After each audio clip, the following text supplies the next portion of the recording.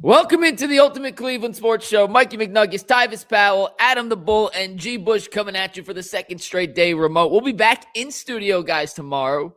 But we did have some inclement weather. The road's still not great. Tyvis had to come up from Columbus. Dustin's going to join us in the second hour. He has a long hike to get to the studio, so we decided to go remote one more day. Bull, I'm glad to see you're not frostbitten and deceased. Tyvis, it's good to see you. G. Bush, I like the death row hat. How you guys doing today, fellas? Why am I the only one you're glad to see not deceased? I mean, like, is it just? I mean, that's you just seem like you get called the easiest. My gosh! Hey, by the way, I shoveled yesterday. I did shovel yesterday. How is your back? Oh, I'm good, man. You know, I figured you have a snowblower. You seem like a snowblower type of guy. Who? You. Man, listen, man. With man. all of your injuries, I figured like you wouldn't be able to do it. Yeah, that's what I said yesterday. Man, you know, listen, sometimes it's just like lifting weights. Should I be lifting some weight sometimes? Probably not. There's certain lifts I'm not going to do, but once a year, I'm okay. I'll get this off, but I ain't going to be, you're not going to see me front squatting. It's just because I was lifting. And my shovel technique was not really good shovel technique. It was like, let me clear off this little pathway so my 4'10" wife don't disappear. That's it. I was like, that's all you getting. Because I'm 6'5". I just walk through. How many times did you shovel? Because I made the mistake of trying to do just one. I should have done it twice. Well, I went outside today and looked around because my wife, unfortunately, has to. They have this big accounting seminar conference thing because she's in charge of like Canadian shipping and receipt. I don't know, bro. She be doing real stuff, real jobs. So she was like, I got to go to work. So I cleared it off, right? So I wake up this morning, you know, I'll be confused. I'll be taking medications. I woke up and was like, first, I thought I was late. Second, I said, where's my car at? And then third, I woke up and it was snow everywhere. And I said, I could have swore I shoveled yesterday. And I shoveled once, but it looked like I didn't shovel nothing. Yeah. Well, did you enjoy the snowblower again? Well, actually, Aaron did it yesterday while I was on the air. Aaron did the snow blowing. Must be nice. Did you cash him out? You cash him out? You cash him out? No. Cash him out. He gets bad job out of you, boy. He couldn't get a little quick 20, a little super 20. He gets an allowance, and part of that is he's got to do some stuff around the house. You don't get paid to do stuff around the house. Mm-hmm. That's right. I guess it was built in allowance. Bull, I got one question for you before we dive in. But I know last week you said Aaron was starting to work out, and you were starting to work out with him. Did a couple push-ups. Yeah. Has there been any progression since that first lift? And were you sore after the couple push-ups? I was not sore at all, but there's been no progression. Unfortunately for both of us, like he's at least going to, although he hasn't gone to wrestling practice obviously because school's been closed, but he had swimming on Saturday and he's got a lot of swimming this week if we can make our way out of the house. But no, my exercise has not progressed, but it needs to.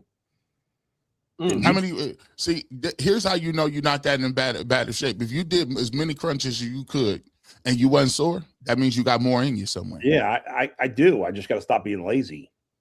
I've been doing burpees, and the first time I did in the house. Yeah, I've been doing burpees like in between, like if I'm watching a show or something, like when it's done, like I get up and do like a set of burpees, like sets of 10 or 15. And now it's gotten so easy for me. I'm doing like adding the knee raises and everything in between the sets. Like it actually feel kind of good. Like I feel good. Tyvis, you're one of them dudes that we don't like on the team. Why? Because the strength and conditioning coach is saying, hey guys, listen, I felt we were lagging in the fourth quarter. Hey coach, can we get some more gassers and let's elevate them. Let's put a body weight. Let's carry each other so we can learn how to carry each other through the fourth quarter and be a unit. What, bro? And you smiling and laughing. Stop. First of all, if anybody ever said that, I would slap them on sight like, bro, no, we ain't about to do no extra gas. Just amping it up in the crib. Somebody just called Tyvis on the chat. Tyvis is crazy. That's all the time. They do that all the time.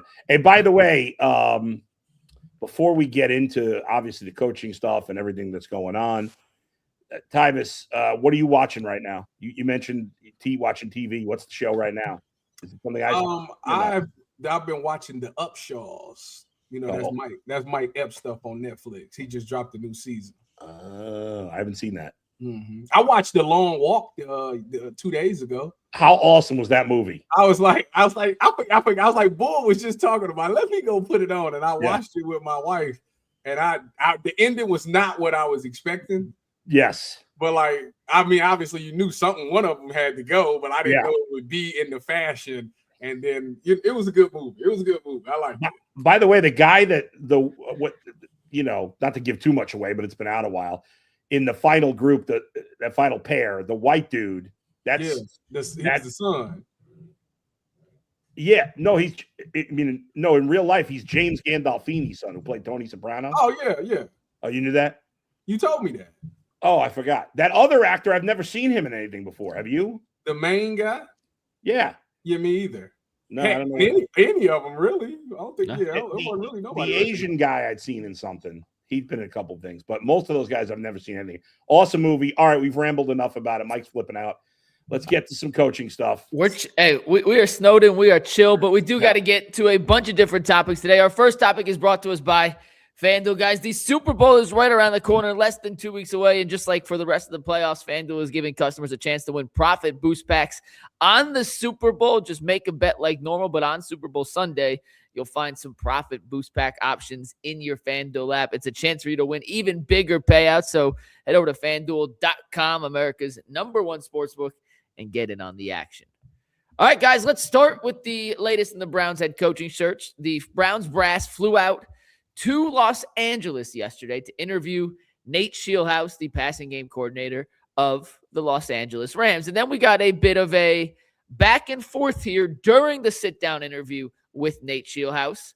The first tweet came from Adam Schefter, who said, during the interview with the Cleveland Browns, the Buffalo Bills have requested to interview Nate Scheelhaase for their head coaching job. He's currently interviewing in person for the Browns head coach job, with the Bills now on deck. A few minutes later, Schefter tweeted they completed their interview, and now he's expected to interview via Zoom. He ended up interviewing with the Bills. That interview concluded around 10 p.m. Eastern time, so quite a long day for Scheelhaase. But, Bull, when you look at the situation, the Browns brass flying to L.A. to sit down with Scheelhaase, then the news of the Buffalo interview coming out midway through that sit-down in-person interview, why do you think the Browns weren't able to close a deal with Scheelhaase? Is it something the Browns did? Is it simply Buffalo and the opportunity that presented that came up at the last minute? It feels like all the cards were aligned for that to be their guy, and they left LA without a deal. What say you?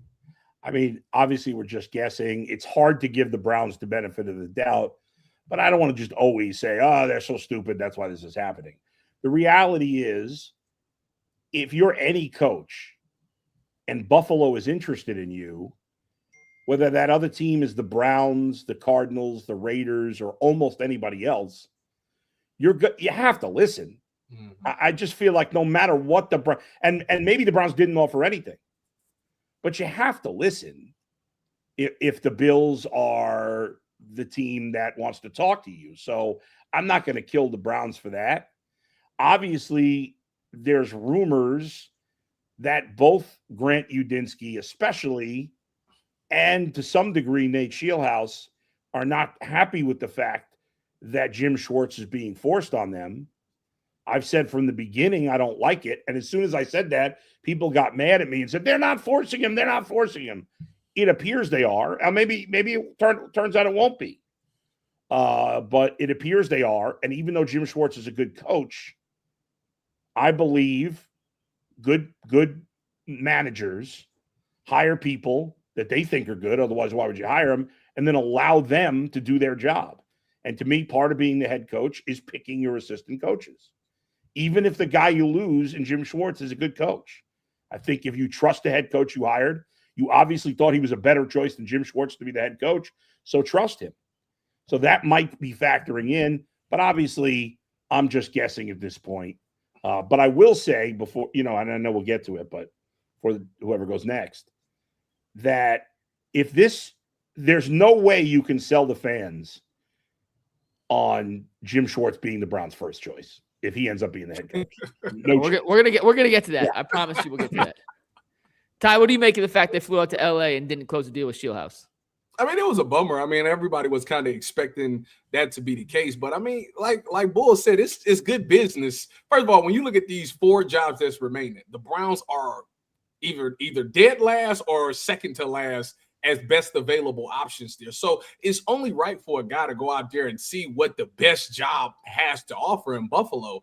I mean, if he goes and wows them and they want to make him his guy, it doesn't matter what the Browns offer. That is a better opportunity. I think everybody can agree that the Bills' job is the best opportunity that you have. It was like the second, it was tied for first as one of the best jobs. So if he gets that opportunity, he can see himself having a ton of success there much faster than he could with Cleveland. So I don't blame him for saying, hey, I'm going to go listen to what Buffalo has to offer if that was the case. Now, it was up to the Cleveland Browns to make the Godfather offer to try to discourage him away from that. But I think that if you just look at the situation, like this is my first chance to be a head coach.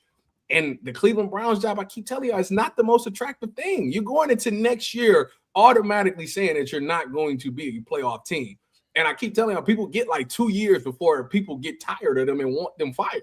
So you're going down with one arm tied behind your back saying that next year is not going to be the year. Then you got to try to make something happen the following year after that. And that's highly unlikely as well. So now you starting off the 3rd season in the doghouse and you got to try to make something happen. So to me, I just feel like it's only right for him to go entertain other things because they are already in place to be successful. And I'm not mad at him for that at all. And if we'll get to Jim Schwartz, I think, but if they get to Jim Schwartz, I'm with Boo. You ain't selling me that was the first choice. No way. I just want G's 2 cents on the Scheelhaase, then we'll pivot and talk Schwartz. But just on the fact that they flew out before we pivot, and I don't know about the whole, they're forcing Jim Schwartz on anybody. My thing with that is we said all along that if you hire the best guy that's best for the job, no matter what comes with that. If Jim Schwartz has to go because of that, that's right. So be it. You have to do that. But you can't, if those two guys' philosophies don't mix, you don't want that type of stuff in a locker room on a team. Like, again, that's why I say if you're going to get rid of Kevin, you have to just get rid of everybody. I'm not a fan of keeping people around because it's 2 different philosophies. It's 2 different styles. It was 2 different ways. It's a different way that people already seen. Like Jim Schwartz already seen what success looked like when he was here his first year, all the things that they did. So in his mind and in players' minds, they feel like that's what you got to do to be successful. So if Nate Scheelhaase isn't running things like that, then they're going to say, oh, this is not going to work. And I just don't think that you want that type of stuff going on. So that's why, to me, I'm a fan of just getting rid of everybody, no matter what. G, thoughts on Scheelhaase? Then we'll get to Schwartz. But they flew to LA to interview with him, and he did not take the offer. Do you blame that more on the fact that Bill's job came into fruition, or something the Browns may have messed up along the way?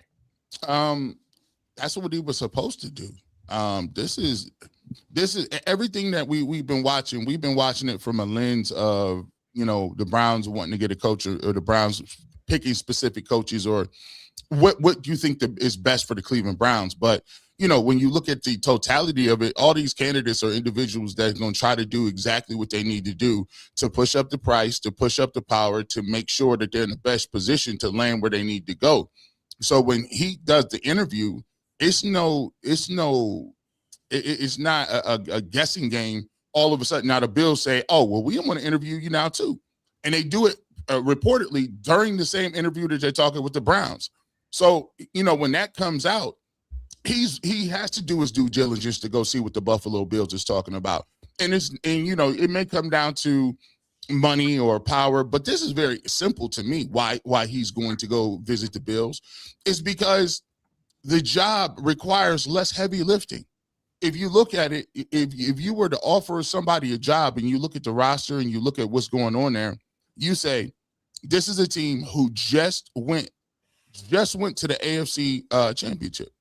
Right? Or it was just almost not in the championship, but they was in the divisional round. This team is a ready-made team that the organization feels like they can win a Super Bowl. If you got an opportunity and the money is relatively the same, whatever the case may be in terms of the infrastructure, and you get to go where you have a solidified quarterback. You got a solidified guy in the backfield who James Cook is one of the best backs, and you're a passing game coordinator. That's what you do for a living. What? Heck, yeah, I want to take that job, and I'm going to do that interview. That's a no-brainer. That's let's cook. And so what he's going to do is he's going to go to the Bills and say, all right, well, this is what the Browns offered me. And if the Browns offered him something crazy, now he can still go to the Bills, counter offer, get based on what the Browns offered, more money, a little more power, a little more extra seasoning on the top. And then guess what? I got a team next year that I'm going into the season with where I think that I got a good chance starting off in my first job to win a Super Bowl. Anybody's going to look at that, period, point blank. So with that being said, after the interview with Scheelhaase ended, as the Browns were flying back, Mary Kay Cabot, friend of the show, tweeted out that one league source tells me tonight that defensive coordinator Jim Schwartz seems to be gaining momentum in the Browns head coach search. Stay tuned. Other national reporters echoed what Mary Kay said, leading us to believe that there is a chance that if Scheelhaase were not to take the Browns job, it could be a Jim Schwartz promotion from DC to head coach. Bull, you have been very anti-promotion for Jim Schwartz to become the next head coach of the Cleveland Browns. I know you've laid out your case, but I'll let you start again because you kind of led us down that path a second ago. Yeah. How hard would it be for this fan base to accept a 2.5, 3 week long search only to end up by promoting the guy who is already in your building? No, how would the fans, do you think, take that? Isn't it already over 3 weeks? I guess 3 weeks in a day now. Yeah, it's 3 weeks in a day. So if you would hire Jim Schwartz that week, then maybe you could have sold it. But and ultimately, does it matter if the fan base or I believe it's the right hire? We're all going to give him a chance. And there's 40% of our fan base that will give the Browns benefit of the doubt on everything, no matter how many times, they're like Charlie Brown with the football when Lucy's holding the football. 40% of our fans will keep trying to think they're going to kick that football every time, and they're going to keep missing and falling down. That's just the way it goes. That's the same in most fan bases. There's no way they know Jim Schwartz better than all these candidates. He's been working for them for 3 years. They know him inside and out. They've interviewed him twice. If the Browns wanted Jim Schwartz to be their coach, if he was their first choice, hell, if he was their second or even third choice, he would have been hired by now. Why would you have waited for Nate Scheelhaase, which they clearly did, if Jim Schwartz was the guy? I love the thing that Mary Kay said, momentum is building. What momentum? Like, what has he done?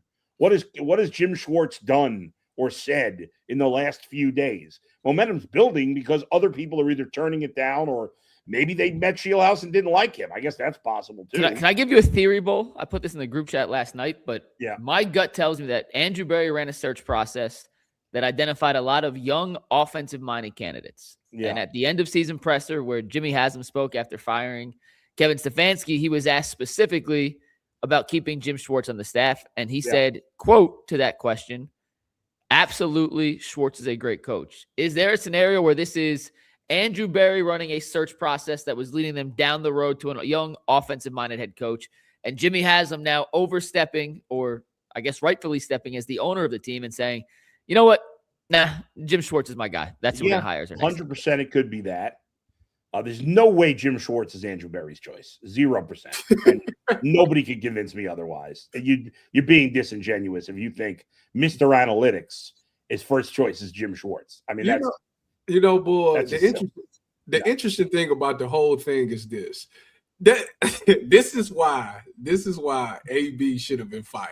Yes. Because there is no better way to say that y'all are terrible than guys pulling out of interviews saying, I'm good on the job. Like, you can't get no to the guys that you want because your roster is that bad. Well, then you got to look at the person that made the roster that bad. Like, that to me, like, I don't understand how this is even a thing right now. The job looks so bad that people will turn down the opportunity to even continue to be in the race. They will go take OC jobs rather than do this. Like, that says a lot to me. Like, I don't care what nobody say. Like, the roster must really look that bad that guys would rather stay OCs than an opportunity to be a head coach. By the way, in yesterday's show, when I said how embarrassing it was that 30-year-old Grant Udinski turned them down, a lot of people were like, Bull, you're being ridiculous. The only reason he's turning them down is because he knows he's not getting the job because they're giving it to Nate Scheelhaase. Oh, really? Is that what happened? If that was such a no-brainer and he knew it, then why did Nate Scheelhaase not get the job already? So, I mean, that's just, this is, again, when it's all said and done, maybe they end up with the right coach. Frankly, at this point, if Nate Scheelhaase is not interested, I'd expand the search. I'd start looking at other guys. I'd talk to Josh McCown. I'd talk to other people. I would expand, not just settle for Jim Schwartz because, well, maybe he's safe or Jimmy thinks, I can't lose him. You can't lose him? Or the defense can't. The defense is going to completely fall apart if he leaves. You know what's so funny about this? What's funny about this whole thing is that at the beginning of all of this, you specifically was like, I want the next coach to be a leader of men. Yeah. And to watch you turn full circle. First it was, you know what? I don't want Jim Schwartz. Now, I don't want the guy. No. It went from Jim Schwartz to now I don't want the 30-year-old guy because he's too young. Heck, Myles Garrett is older than him. Then it went to, well, I guess I could go for you. I could go for the Scheelhaase. He's 35. He got some experience. Now we get all the way back to the leader of men. Hey, you know what? I still want a leader of men, but I want someone with some juice. That's a leader of men. You don't think he got juice on that? Would you admit that he has the biggest impact on that roster since in the whole 6 years of Kevin Stefanski being head coach? Yeah. It didn't help win any games. They went to the playoffs. What are you talking about? Oh, they went to the playoffs with Joe Woods. G, you've been the strongest proponent of Jim Schwartz this whole time. How do you look at this situation now where it feels like it's coming down to potentially the guy who was already in the building? Listen, you talking. Mary Kay said he's gaining steam. Well, not with G. Bush. I mean, I done already told you. Man, maybe it's the Duke of knee-jerk stuff, man. I don't know, man. Maybe people don't be taking me serious enough, man. I said it was 60-40. I was when the search started, I said 60-40, and I laid out the reasoning as to why. We look at some of these names, and I think sometimes when you get to a point where you go through this search, it's human nature that you want a new shiny toy. You want something new. You want something fresh. You imagine in your mind what this coach can do with the offense. You look at where he's at, and you extrapolate and you project. Okay, this is what, and then you formulate this idea of what it's going to be like when we get in a relationship with this new coach. Well, the reality of the situation is that these head coaches, all of them have an opportunity to go do other things. I think one of the biggest part of this plan, and one of the biggest things why the Browns seem to not be getting certain things and guys are getting turned down is because you have to look at this as a perfect storm, so to speak. When has the Pittsburgh Steelers job ever come open? Not very often. When has the Bills job with a quarterback that's expected to go to the Super Bowl?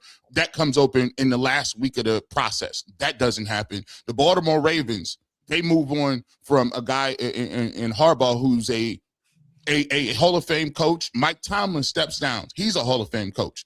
Not to mention that you still had a bunch of teams ahead of you in terms of the Raiders. Now, look, the Raiders got the number one pick. Ain't nobody jumping up and down to go get that job either. So, the thoughts about Mendoza, if Mendoza's the greatest, nobody's talking about that job at all. It's because the market is flooded with really good opportunities and not enough coaches to go around to fill those opportunities. So when you're a guy who was like, oh, well, I was expecting to go interview for the Cardinals, but now the Bills call you, or now, hey, the Ravens may be interested. Hey, you're going to look around and do your thing. When it comes to Jim Schwartz, I've always said it. Jim Schwartz, if you go ask those people that's in the locker room, right? You ask the defense, what do they think of Jim Schwartz? And they'll tell you, I think he should get an opportunity. When you look at Myles Garrett, he had the best year of his career under Jim Schwartz. He should get an opportunity, right? We could say, well, he was part of a team that wasn't no good. Jim Schwartz don't call offensive plays. Jim Schwartz don't coach quarterbacks up, and Jim Schwartz does not control the playbook. Jim Schwartz is a subordinate, and he's going to do what he's told. And he did a really good job of doing what he was told and getting the defense to be to a certain place. And in terms of you people saying it's embarrassing because you get down to this point and there's no new guy or there's no candidate that you want. Well, look, again, I don't understand why we feel like we get extra credit points for picking the coach first. You don't get that. It's all about who's the best fit of what the guys are left. If Scheelhaase is going to go somewhere else, if Udinski is going to go somewhere else, you can't sit here and cry and act like as your daughter. They hurt no mind. So cute. She's like, yeah, I'm on TV. If you can't cry and be like, oh, well, it's down to Schwartz. They've already told you Schwartz was already going to be a guy in contention. If the other two drop out, like I said it was Udinski, Scheelhaase, and Schwartz. But at the time, 60-40, I was like, I wouldn't care if they got either three of them. I was like, but to me, I think they're moving towards Jim Schwartz, and I've been consistent on that from the beginning. You can't blame them. You can't blame fans for being disappointed if Jim Schwartz is the coach. I didn't say they can be disappointed. Some people may wanted a different name. I get it. Do you look at the fact that if you look at the Super Bowl, they both feature defensive-minded head coaches? Does that make you feel better about it? Not necessarily. What makes me feel good about it is the fact that the people that are in the locker room, they are familiar with him and that he's going to have buy-in. And I think he's going to hold him accountable. So those are the two things that I wanted. I wanted accountability. I wanted a different personality type. And I also wanted somebody to come in and say, we're not playing games with y'all. And Jim Schwartz is a guy that I feel is going to do that. And to me, that's what makes me feel confidently about it. Now, the offensive coordinator position, that's a whole nother thing. Because now if you get to him, now here's the thing you're going to have a hard time selling people on is him and Todd Monken. Well, that's a great leeway into the third and last part of the coaching search, because just in the last hour, we got two reports. The first coming from Adam Schefter, who said, while Nate Scheelhaase and Jim Schwartz have been the primary focuses of the Browns head coaching search, Todd Monken is still a name square in the mix as well. The team has closely tracked him this entire search. He previously served as the team's OC in 2019, knows Cleveland well, and is a prime candidate. And then just before we went on the air, Mary Kay Cabot tweeted out, Browns are still working through their head coaching decision today, but everyone is still in it. DC Jim Schwartz, Ravens OC Todd Monken, Rams Nate Scheelhaase, and Commanders Anthony Lynn. A Monken-Schwartz pairing has been discussed, but Schwartz is a DC option with the others too. So thoughts on a Todd Monken-led regime here, Bull? I heard you audibly gasp at that. That's a total disaster. That is a complete embarrassment if that happens. G. Bush, who is the most positive, even just told you you have a hard time selling that. If you have a hard time selling that to G. Bush, I mean, listen. The only thing worse would be Todd Monken being the head coach, or Earl's boy Bubba Ventrone being the head coach. I agree with you. I'm not a fan. But first of all, Earl, stop playing around. You're gonna throw that in here like move on out. Bubba, don't you start them rumors, guys. I'd rather have Anthony Lynn than I'd be more excited about Anthony Lynn than I would be Monken or Schwartz, because at least Anthony Lynn, I like that he's an offensive guy. I know Monken is, but at least Anthony Lynn, like in his first time around, he had a 500 record with the Chargers. It's not like he was a disaster. I think the problem amazing, and he's a little younger than Schwartz too. Not much younger, but I think Monken and Schwartz. That seems like a no fun zone. Like, I think, like, they better win and win quickly, Tyvis. It just seems like, for me, that's like, it's like, you go to your uncle's house and you getting babysat by your uncle, and one uncle's the cool uncle and the other uncle is the get off the couch, stop doing that, you ain't eating no sugar, what are you doing today? Like, I don't know how I feel about the Monken offensive coordinator game. First of all, I'm shocked that Monken, because I thought Monken was going with Harbaugh to the Giants, so I'm shocked to even hear that as an option. But I think that the interesting thing about it all is we keep saying, again, listen to both of y'all talking. Both of y'all said that y'all want people that hold people accountable, leader of men, strict, blah, blah, blah, hold all of that stuff. Well, technically, if you get Todd Monken and Jim Schwartz, that's exactly what you get. It's going to be very military style in there. And maybe that's what this young team needs. You know, they need guys to set the foundation and set them straight. I think with the young guy, like it would work. You would probably have more fun at practice. And then people won't look at it like a job, like you would have fun coming to work, and which is very important. But I also felt I can't deny the fact that if it was Monken Schwartz, like maybe that's might be what they need. Like maybe that hold guys accountable, keep guys in line. It wouldn't be the sexiest hire at all. But I don't know. Maybe that's young. Maybe that's you know the roster. It's not like it's a lot of veterans out there. So you need a guy that can lead these guys the right way and show them the right way to do things and be kind of strict. And those two guys are the only two on that list that we know for sure will do that. Is Anthony Lynn? What's his reputation in terms of that? I'm not sure. You know what though? I want to say Cardell played for the Chargers. Yeah, let's get him on the coach, and he's got to come over my house later today. So all right, ask. By the way, you know Anthony Lynn was the last Chargers coach to win a playoff game. Okay. See, I like Anthony Lynn. I would like him to be part of the staff in some way, shape, or form. Here's the thing about Todd Monken. Does the situation? There's two things alarm you about him. Does it alarm you about some of the things you heard from the Baltimore Ravens players in the locker room in terms of they didn't like playing for him?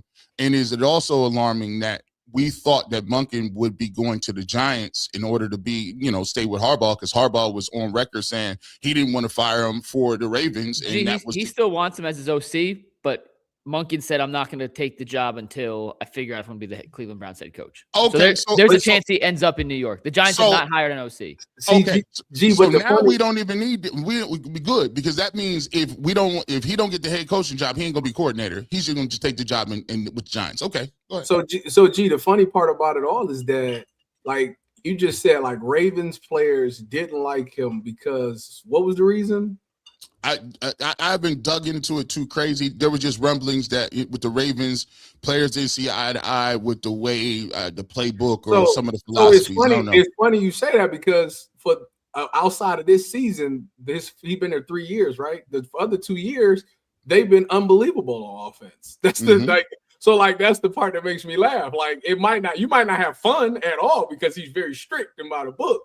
But it works. On Sunday, you win in games because of it. Same thing with Jim Lamar Schwartz. won an MVP under his tutelage. That's what I'm saying. Like, same thing with Jim Schwartz. I don't know how fun Jim Schwartz actually is. If you go to practice, he be cussing people out at practice. So, like, I don't know how much fun it is, but you see the results on Sunday. So it's like maybe that's what this roster needs, is somebody like that. It might not necessarily be fun, but you getting the results on Sunday. Yeah, that's a fair point. Sometimes you need somebody to come in and be one of them dudes that change it a little bit. I like a little bit of a mix. I like good cop, bad cop.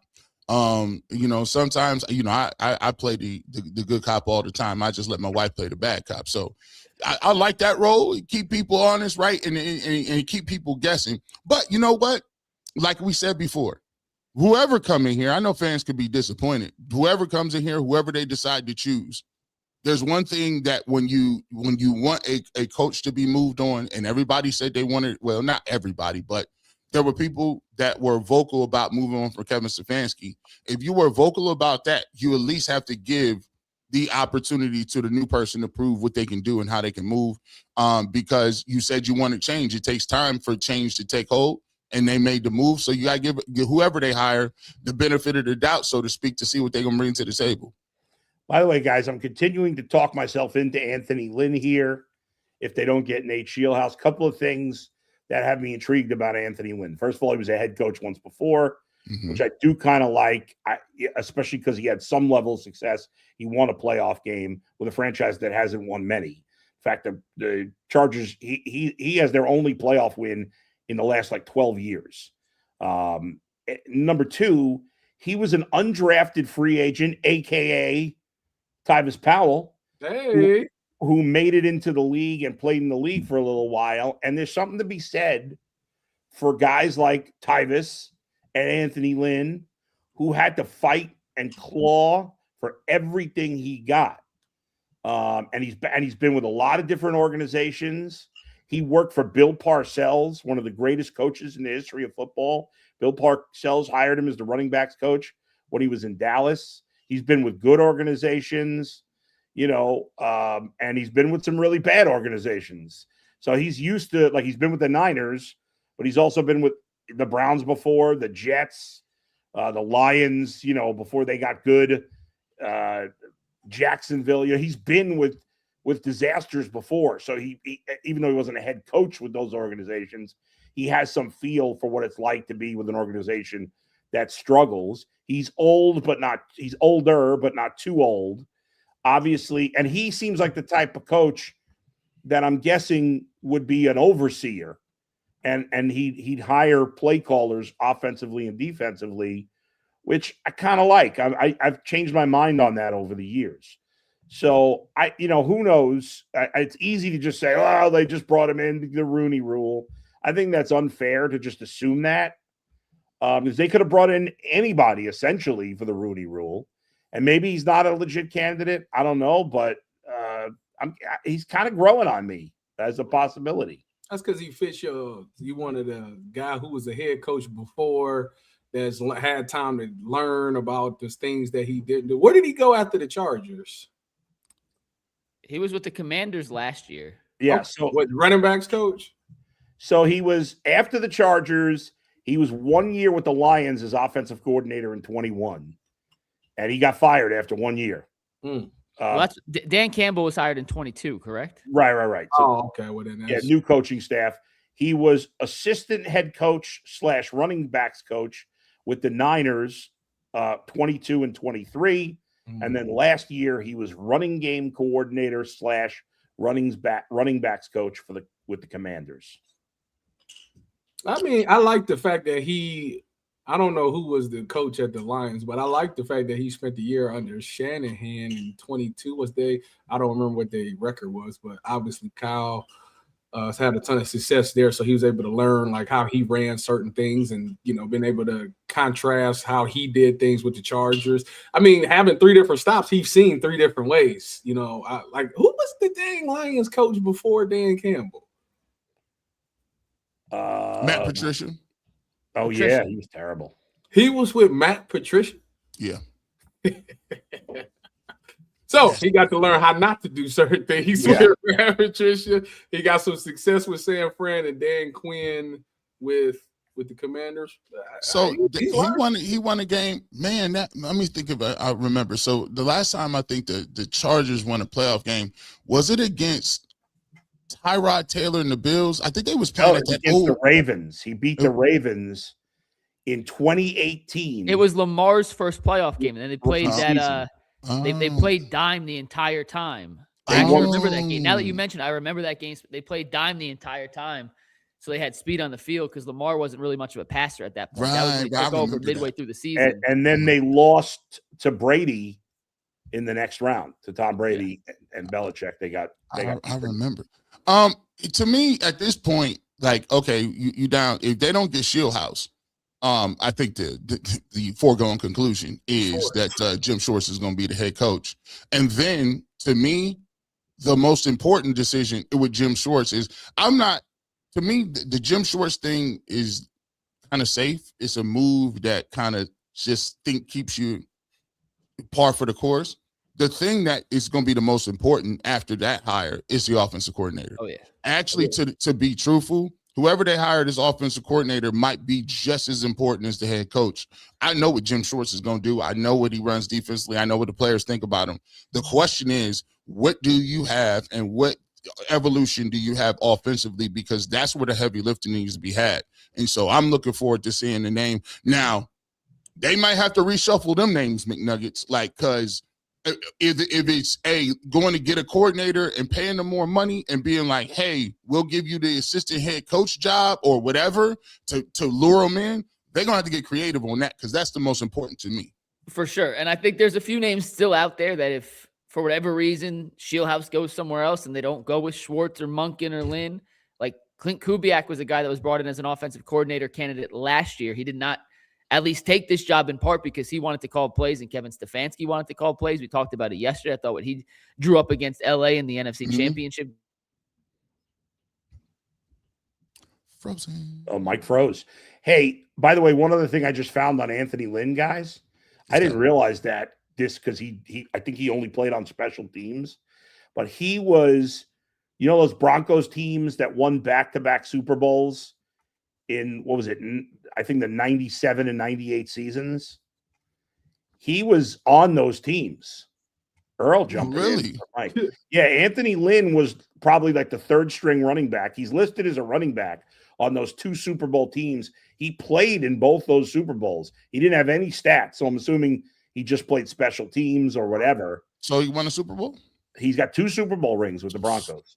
Well, that's all right. Like I said, it's a lot to be said for a guy who, had a chance to be a head coach. Yeah. Got fired and bounced to 3 different organizations. You seen 3 different styles of how to run something. You got a pretty good opinion of what you need to do. You could take something from each different thing. You've seen what worked there, what didn't work there, the success it had long term. Guys, it wouldn't be let me cut you off. I apologize, but we have breaking news. Breaking news from the NFL. According to Adam Schefter, the Bills are working to finalize a deal to make offensive coordinator Joe Brady their new head coach. What? Joe Brady, who is the offensive coordinator of the Bills, is their new head coach. So Nate Scheelhaase is not going to Buffalo. That's just breaking. Ian Rappaport had it. Schefter had it just in the last minute or two. Joe Brady is the new head coach. Or it's not. I don't know if it's official yet, but they're finalizing a deal. So would that make? How would you feel if they didn't get Scheelhaase? Would that mean they get Daboll as an OC? If you're the Browns, I mean, I'd be fine with Daboll as the OC. Yeah, I'd be okay with that. How about you, Earl? We haven't heard from you yet. What's going on, man? What's up, man? How y'all feel? Good, man. What do you think about Brian Daboll potentially? I mean, I wonder if the Browns would talk to him as a head coach. I guess they could have already, but yeah, they could have. What do you think about the idea of Daboll as the OC? Like with a Jim Schwartz pairing, or just or whoever. Yeah. I mean, I'm cool with it. I think Daboll is very creative. I think Daboll is better served as an offensive coordinator, in my opinion, than carry on the responsibilities overall as a head coach. I just think he was stronger in that role.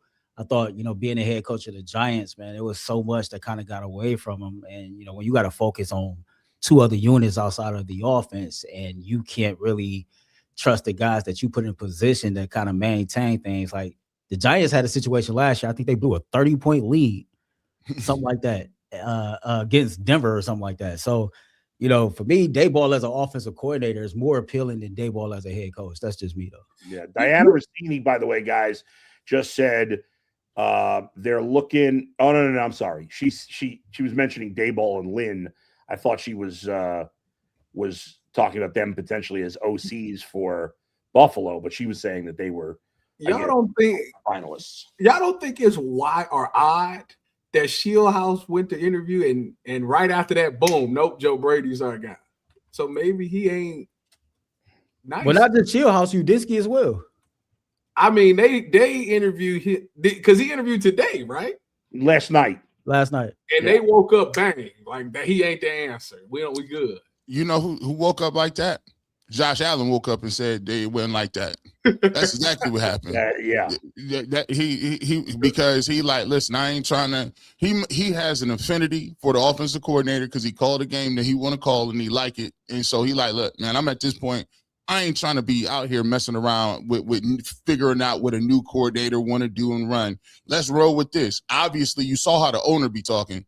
So the owner is quite impressionable, in my opinion. And Josh hit him up like, hey, bro, I heard what he was saying. I don't know if I'm cool with this. Didn't he just finish the second interview with like the Raiders or something like that? Who, Joe Brady? Yeah, he did. Yeah, so, that was reported. Maybe it was a situation to where he was close to taking that job, and like G said, Josh Allen stepped in and was like, "Hold up, hold my phone. We can't have that." But Josh Allen was terrible in that playoff game. Yeah, well, Josh Allen's telling you that was on him. He can't throw the ball backwards, Tyvis. I don't know how I feel about that. I ain't gonna lie to you. I mean, if you're the Buffalo Bills, if you're a Bills fan, again, we'll flip it back on his head. So if you're the Buffalo Bills, like if you're the fans, you're saying, hold on. So you meaning to tell me we got rid of McDermott? Yeah. To get just the guy, like the offensive coordinator. Like the same way we saying with Jim Schwartz when Bull was saying, hey, but at this point, you got to look at if Josh Allen goes in the room and says, listen, I don't care what none of y'all talking about. Yeah, them turnovers was on me. I got to play better, but this is the guy I'm comfortable with, and that's what I'm rolling with. That's what they're going to do. We'll see if it's a good choice or not, but this is who they're taking, the Bills, you got to imagine any coach would wanted this job. So this is obviously their first choice, and you may be right. Like, clearly Josh Allen had some say in there, which I get it if it's a franchise quarterback. Ultimately, I would not want any players, no matter who the quarterback is, to be determining who the coach is. But the reality is that the superstar quarterbacks will have a say in that. I think the part of the reason everybody says the Bengals haven't fired Zach Taylor because he's getting paid and the Bengals are cheap, and that's part of it.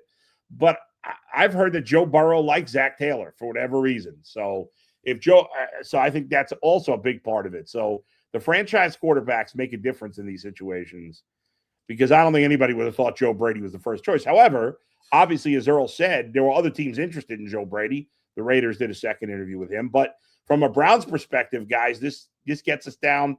Now there's just 3 teams need a coach. And at this point, I'd say all 3 jobs are probably equal. Now, the Raiders have a clearer path to a clear starting quarterback. But if you're a coach and you don't like Fernando Mendoza, then I guess all 3 are the same. The Cardinals, the Raiders, and the Browns all have bad reputations as being poorly run and poorly owned. So I think at least now the Browns are on equal footing. If they want Nate Scheelhaase, at this point they should be able to get him unless Nate Scheelhaase just says, I'll stick with the Rams and I'll take an opportunity next year. If he says that again, Andrew Berry should be fired. I'm about to jump out, let Mike jump back in real quick though, because I heard the conversation about Schwartz. I sent Tyvis a message.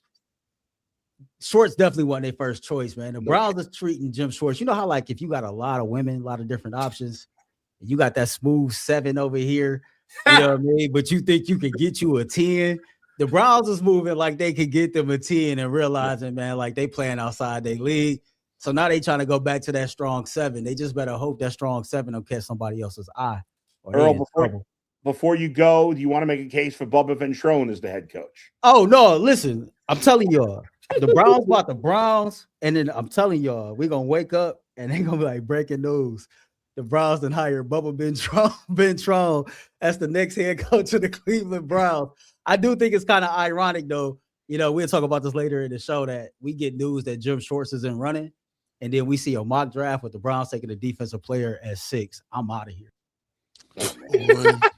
What a way to dip out, Earl. Yeah, that was nice. Absolutely epic. Sorry for the internet issues, guys. I'm glad you touched on the breaking news. We got to get to our next topic, though, which involves a quarterback. Before we do that, hold on. Can I say this really quickly? Yeah, sure. What happens if it comes out that Scheelhaase said, you know what, I heard your offer. I like the Browns offer a little bit better, and says, all right, well, let me go back and talk to Browns a counter offer, and the Bills was left holding the bag. Is there a choice? There's a chance in that? No. No. I tell you what, I would be shocked. I'd be shocked if that was the case because that speaks volumes. Because, like I said, we already touched on the roster comparison. Like the Bills is the more obviously easier way to win games now than the Browns. Maybe Scheelhaase likes the quarterback. Maybe Josh Allen. Let's talk about that quarterback team. Before we do that, Joe Brady getting a 5-year deal, Mike. 5-year deal. Go ahead.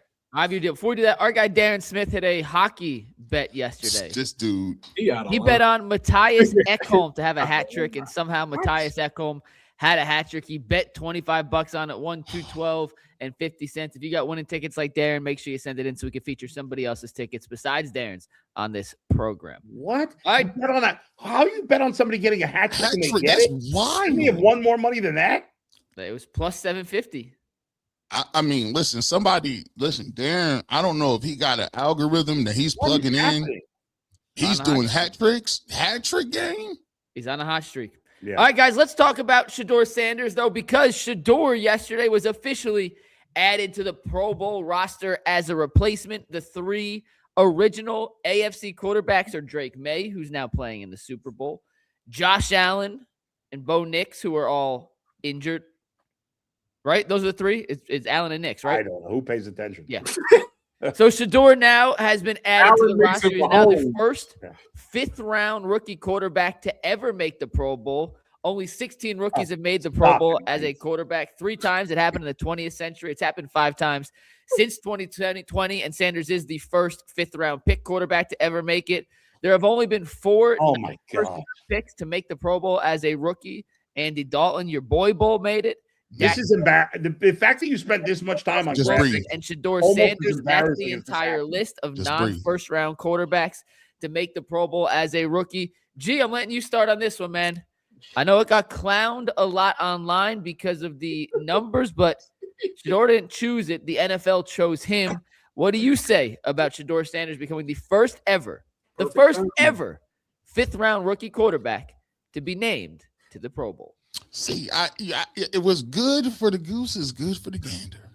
You see, we talked all the time about 5th-round pick. We argued and jousted about 5th-round pick. Was he really a 5th-round pick? And people was very strong with that. He's a 5th-round pick because he said it was a 5th-round pick. The league has mandated. The league has come out and said 31 other NFL teams told you what they felt about him. He's a 5th-round pick. And, we roll with that. But now, well, the league chose to make him a Pro Bowl alternate. They could have chose Cam Ward. They could have chose a lot of other people. But the league has told you what they feel about him. Shedeur Sanders is a marketing machine. Shedeur Sanders is a person people want to see. Shedeur Sanders, despite what people may say about his EPA and his record and all these throwing stats, well, the league said they didn't care nothing about that. The league said they didn't care nothing about all that rest of the stuff. They actually think he's a draw, and some people think he can actually play the game of football. So, look, we can be upset, and we was upset when you said it was a 5th-round pick, but now if you say he's a 5th-round pick, you just got to throw Pro Bowl on there. Hey, don't be mad at the Shedeurians. Hey, don't be mad at the Shedeurians and the CU aunties and nobody else. The NFL, y'all told us the NFL is the collective agreement. They said this. Well, guess what? Nobody knocked on their door. Nobody submitted votes. He wasn't even in the top 10 votes from players or the fan base or his fans. The NFL decided, hey, we want people to watch the Pro Bowl, and we think Shedeur Sanders is it. And the syndicate giveth away, and the syndicate giveth and take it away at the same time. So he fell to the 5th round, but now maybe we could start talking about merits. I think it's a cruel twist of fate. Because now everybody who loves to hang on 5th round, when you say 5th-round pick, you got to say 5th round and then throw Pro Bowl on there. I think the way God be playing, it'd be so funny. Now, we're going to get rid of that 5th round now. And I'm going to be watching the Pro Bowl, too. I'd never watch it. I don't know if they playing dodgeball, freeze tag, whatever they going to be doing. Hey, I'm going to be out there watching. Shout out to 12 and his family. Hey, man, congratulations, man. And by the way, if you salty, you can't be salty. I thought we was voting for I thought we wanted to see the Cleveland Browns on big stages and main stages. I want to see my team anywhere. I don't care where it's at. Playing dodgeball, freeze tag, shoveling snow. I'll be watching. Shout out to you and Prime. Tyvis?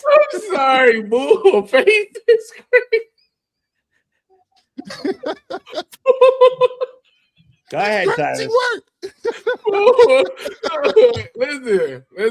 I thought he did get a lot of fan votes. Wasn't he like top 10 in fan voting? Hey, but the league. No, he wasn't. No, honestly, like the thing with Shedeur is I think that due to the fact that he does have a huge following and people do want to see Shedeur, I think the Pro Bowl is something that nobody was going to watch regardless. And I think when you throw a name like Shedeur Sanders in there, I am more inclined. Like G just said, I'm probably going to tune in just to watch. See, there ain't nothing but like a flag football game anyways nowadays. So, but I'm definitely going to tune in to see that. And I think he's going to bring his presence there. I mean, you talk about the play. The play is what it is, whatever. But I think there's a lot of people out there that want to see Shedeur succeed, and they want to see him on those big stages. And the NFL knows that. The NFL is smart. They're using him and his following to bring more eyes and viewership to the Pro Bowl. So I think that's what this is about. I mean, we're going off of stats. The stats is what it is. Of course, they're not the best stats in the world at all. But the fact that I think that people seeing that he had some moments where he looked really good and he got that huge following is the reason why they're going to send him to the Pro Bowl. Come on, Tyvis. You were fine with what you said until you said, well, he made a couple of throws. Let's stop that. The only thing more embarrassing than this is the fact that Mike made like graphics. This is humiliating. If I were Shedeur Sanders, I would have refused. The NFL is using him to get people to watch the game. There's no debating that he earned this. He did not earn this. Nobody with a brain knows. Everybody with a brain knows he didn't earn this. It was the same thing. I don't know why they did it with Tyler Huntley that one time because he doesn't have any fans, but that was embarrassing too. The whole thing's a joke. Now, listen, if people are going to watch it because they want to see him, fine. I don't care. If I were him, I would have refused to let the NFL use me because it's embarrassing. The other players, I think a lot of players, you saw the comments from Sean Merriman about this, think it's an embarrassment. And I'm sure he said the same thing when Tyler Huntley got picked because that was an embarrassment too. This game, it used to matter if you made the Pro Bowl. I don't even know why they pick alternates. They're not playing a game. They should announce the guys worthy of the Pro Bowl, and then just that's it. If guy drops out of the festivities, why would you name guys to it? It's just absurd. So whatever. If you're excited about it, good. Be excited. Let him. I know if I were him, I would have not gone. It'd be embarrassing. This is why you should go ahead, Tyvis. The Pro Bowl hasn't been a game that people tuned into since Sean Taylor ran through that punter. That was the last year that it was competitive. Yeah. That was awesome. Obviously, guys don't look at it that serious now. The All-Star game has lost its juice. It ain't even a game anymore because guys. Let's put Bronny on the NBA All. Let's put Bronny on the NBA All. Yeah, that's pretty much what. Yeah, because that's how we look at All-Star games. They haven't found a way to make guys compete on this stage anymore, and I don't know how you can do that. The only way you can do that is incentivize them. And they're not playing a game, so it doesn't matter. I'm saying the only way to get back to that game form is I don't know how you could do it because they're going to look at it like this is a meaningless game. Why would I go out here and risk getting hurt? Like that's. Tyvis, let me ask you something. When you're not didn't it when you played right? Like for a player, isn't it meaningful to be a Pro Bowler? Yeah, but that's not.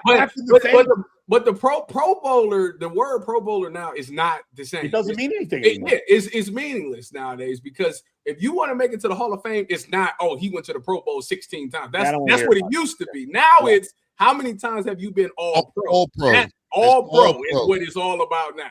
The Pro Bowler thing is just a title now. So I would say this too. Like, here's why if you're Shedeur Sanders, here's why you should go. And you should be ecstatic to go. First of all, it's an opportunity to go out there and market your brand, number one. Number two, it's an opportunity to go out there amongst some of the best players in the league and get some game. See, that's free game. So what I want to do is if I'm going there, I want to link up with cats. I want to link up with the other quarterbacks and receivers and some of the minds that's there. And I want to pick their brains on a lot of different things. There's some card games going on. It's some events going on. You can get up with some of these dudes and really talk about the game of football and add something to your game. You can go out there, schedule meetings and get with people, say, hey, listen, let's throw some time in Texas or wherever it's at. I'll fly to you. You can get with some receivers and work on your game.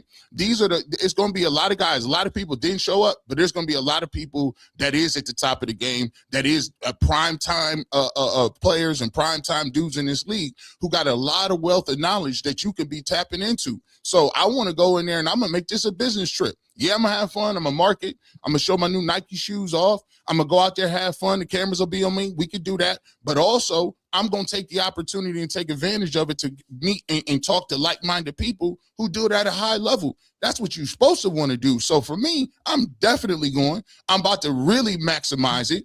And I'm really going to go out there and put my city on. At the end of the day, people want to see their city and their colors different places. It's very rare that the Cleveland Browns get to have anybody represent them on a national sense and speak. The only time we get a chance to hear anything about the Browns is when they're bad or they getting called dysfunctional or they don't know what they're doing. So for once, yeah, I want to go see, no matter what it is, I want to see my team on a national national scene.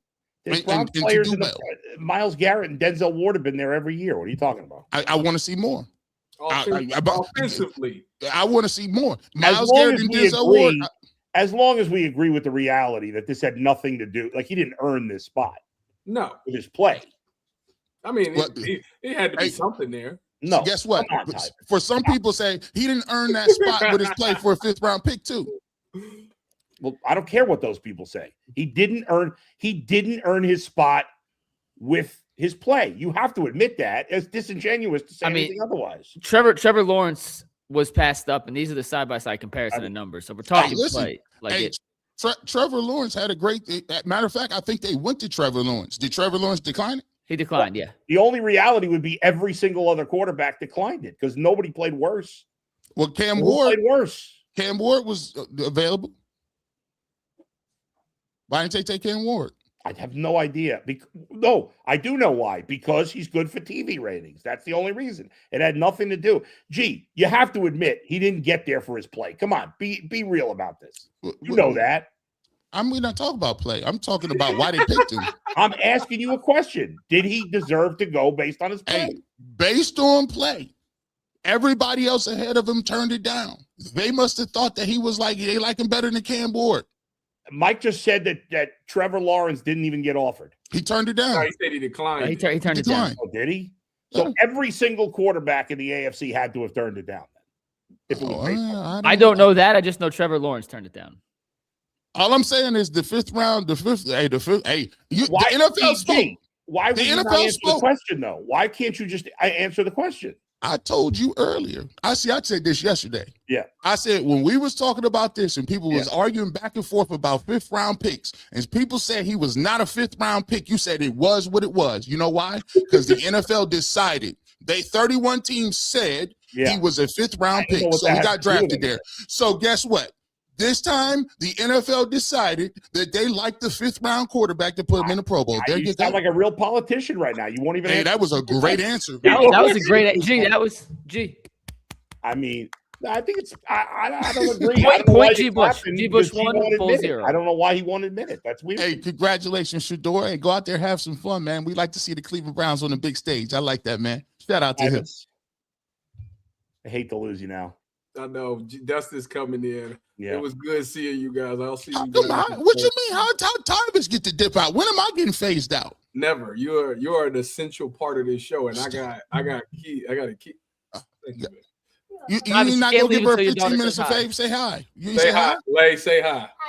Hi. She officially contributed more to the show than Tyvis. Tyvis, we appreciate you. Dang. Wrist up.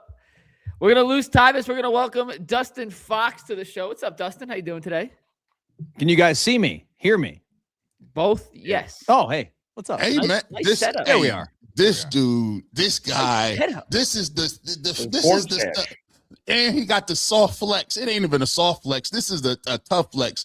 Like, just to let you guys know, in the shoe situation, in the shoe game, all of us got boxes, right? But Dustin got the glass case boys. Them boxes is well over, 15 to 20% more than the flimsy plastic joints I got. Shout out to you. I like the setup though. Thanks, man. You've seen it before. Don't act like you're a first timer. It's grown.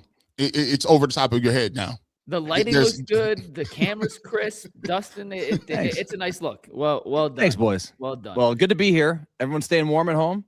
Yeah, we're doing our best. I like the Joe Brady hire. You do? Tell us about that. Yeah, give us 30 seconds on Joe Brady, then we'll pivot over. Well, I just had to call Terrence, aka Tatum, up, my son, and get the scoop. He's fired up about it. So if Tatum likes it, Dad likes it. You're on board. I'm on board. How did it come and be like? Was his name was never mentioned? How did you think that Josh Allen had he was like, yo, I like this guy? I think that their offense this year thrived. It got better. You know, it wasn't good with Ken Dorsey. I think that they've honestly, I just think McDermott kind of held them back. His leadership style, he's a great guy, good man, you know, really smart football coach. He's just he's a little too timid, I think, in front of players, like when he stands up in front of people. And this just goes back to like when he was a coach, position coach, my position coach when I was in Philadelphia. I was like, this guy's a really good coach. He's a great guy. I love being around him. But man, something about him when he got the head job as the Bills coach, I was like, I don't know. And, you know, 500 in the playoffs, it just seemed like there was a Sean McDermott barrier that was kind of holding them back. And it's interesting too. Like, you know, yesterday, Jason and Mike told me Sean McDermott's a great coach. I think he's a great coach. I don't think he's a great leader of men. I don't know that he inspires and has the right instincts to be a head coach. That's my thought. Interesting. All right, well, we got a couple more topics to get to. This next one's brought to us by FanDuel, guys. The Super Bowl is less than 2 weeks away, and just like every other game day during the NFL playoffs, FanDuel is giving FanDuel users a chance to win a profit boost pack and make the most money possible on their Super Bowl bets. Just log into the app on Super Bowl Sunday. You'll find the profit boost in there. Apply them to your bets, win some money, and send in your winning tickets so we can feature them on the show. We'll talk football again in a sec, but last night the Cleveland Cavaliers scorched the Orlando Magic, their fourth straight win. They've won 6 of 7, 11 of 15 now, and in particular, Donovan Mitchell went crazy, guys. He had 45 points, was 15 of 25 from the floor, 4 rebounds, 4 assists. He essentially was their entire offense in the first half. Kenny, after the game, said he's shocked Donovan isn't in the MVP conversation. Not 100% sure I agree with that take. However, it's hard to argue what Donovan did last night. He's been incredible. And Dustin, let's get you in on this first. Cavs are starting to play some good basketball at the right time, and a lot of it is due to number 45. Yeah, the problem is, you know, this guy's having to do too much, in my opinion. But here's the thing. He can do it. You know, if he wants to go out there on any given night, he can give you 45. He can give you 50. I just wonder the wear and tear on his body. How's that going to hold up when we get to the playoffs? I don't know. I mean, I still watch this team and feel like there's something missing. And I'm sure you guys feel the same way. It's nice that they beat the Magic. The Magic's they're a nice team. I don't think that they're a contender. And I was there on MLK Day when they got shellacked by OKC, and that's the standard. And so I'm just still like, all right, whatever. We'll see what happens when the playoffs get here. But right now, they still are not even close to OKC. So that just gives me pause. But it's nice to have the win, and I'm not going to complain about wins. It's great to have the win. And, you know, they got a couple against the Magic. That's great. Gee, what'd you make it down last night? And the win in general? Well, I thought in a little first part in a game, you know, I saw Black hitting these. I'm like, man, come on, man. You need to be shutting him down. Like the Magic was hanging around, and for like the first and second quarter, I started to think, you know, Bankera played tremendous. Bane was balling. It just seemed like I hope this wasn't one of those games where the Cavs, you know, we talked about how good they played the last couple games, and then they come out here and slip up against the Magic at home. But I thought when you watched it, there's two things that I thought were encouraging. I thought I like when Donovan is aggressive, and I like when he is aggressive and he makes sure that he understands what type of time we're on. If the rest of the team isn't doing nothing, Donovan's like, okay, it's time for me to figure this out, and let me put the team on my back. Before, I think early in there's parts of the season where Donovan would be just, you know, hey, let's figure it out, Evan Mobley. Hey, Darius Garland, let's figure it out. He understands that they need to put some good games together, get a nice little streak together, and have those guys' confidence being building towards the playoffs. I think that's another big part of it, understanding that the guys are a little bit younger than he is, and they need that confidence to say, all right, listen, we might not have been playing well the first half, but let's get on a bit of a heater and a little bit of a streak going forward. I also thought, and I specifically watched with Evan Mobley, and we talked about it on yesterday's show, about how Evan Mobley is being aggressive to the basket. And I'm like sitting there thinking, is he starting to develop a little bit of a pep move? I was like, man, I'm interested. You know, he's able to get 2-3 strong dribbles in the lane, and he's been going to that jump hook, which has been more potent. I thought he was able to knock down some shots when they left him open, and the thing that I like is he's not playing around with it. Whether it's Banchero or whoever it is, he's 1, 2, 3, and then I'm to the hook. 1, 2, 3, and I'm to the rack. So it looks like he's starting to see that on film a little bit, especially during early parts of the game. You know how they used to always go to Kevin Love at the first part of the game with LeBron? They getting him the ball, and now he's getting to the jump hook. And I said, okay, maybe he might be developing a little package that way. So I thought he played well offensively. Still would like to see more volume. And then the rest of the team, some timely shots. Lonzo Ball, he didn't – Lonzo didn't hit no jumpers last game. But I do think that the team will look much different when you do get Sam Merrill if he's consistently healthy and Max Strus, because now that really spreads the court out. And I think one of the things, the difference between why the Cavs look at what is missing, Dustin, you said this, I think the 3-point shooting is what's missing. Those guys where you're knocking down threes and the spacing is off a little bit because of that. They only took 25 last night. And Bull, Kenny Atkinson said something after the game that I think he was talking directly to you when he said this. He said, and they were asked about them kind of turning the corner a little bit, playing better of late. He said, last year we won a lot of games, and we won a lot of games very easily. The ball was moving around all over the court. We were making shots. We were winning by 20. It was easy. It looked pretty. It was flashy. Even during this stretch, they've only had 1 or 2 wins that have been of blowout variety. All these games have kind of been a grind. He used the word gritty and intentional and fighting through some of the challenges of not having guys, of not shooting as well as they think they should, of having other teams shoot above their usual percentages and against the grain of what the numbers say. But he was proud of this team's grit. And he said, these are the kind of wins that we didn't have last year that didn't allow us to grow in certain ways as a team. And you've talked about that at length over the last probably 18 months of this team knows how to win when it's easy, but they haven't really found ways to pull out wins. Jason uses the term, playing with your left hand tied behind your back or playing left-handed in general, going against the grain. You look at this streak, 11 of the 14, he's not wrong. Most of these have been kind of drag out dogfights, and they found ways to win in ways I'm not 100% sure they did very often last year and didn't have to very often last year. Well, I know we're going to talk about him more later, but I think a big part of that is Jaylon Tyson. I got a good stat on Jaylon Tyson later that really blew me away. We're talking about him later in the show, right? Or are we not going to have time with the breaking news? No. We're going to do that no matter what. We're going to get Jaylon Tyson his own topic. So I'll save that for later. But obviously, it was a weird game because outside of Donovan and Mobley and Tyson, nobody else really shot the ball. I mean, no, I don't think anybody else had more than 7 field goal attempts the rest of the game. So Donovan it was one of those old school games where he took over and they needed him to, and he did a great job. Real quick on that, Bull. Yeah.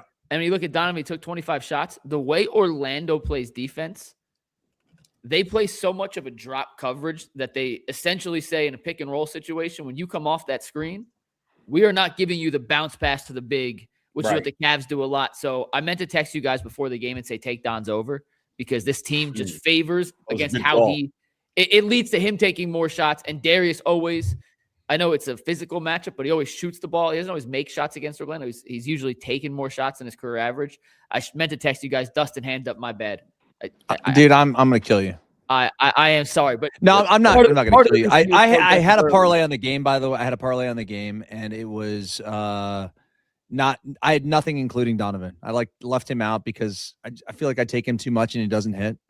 And of course, that was the night. It could have been a plus 40 night for me in the parlay. Told you. My bad. Sorry, continue what you were saying, but that's part of the reason Donovan was so aggressive. Yeah, and the defense obviously holding the Magic to 66 points after the first quarter was pretty impressive, and that was a staple of the team. Really, I thought in the last couple of years is their defense. And listen, we've said it already. There's nothing the Cavs can do in the regular season that is going to give us a high level of confidence going into the playoffs.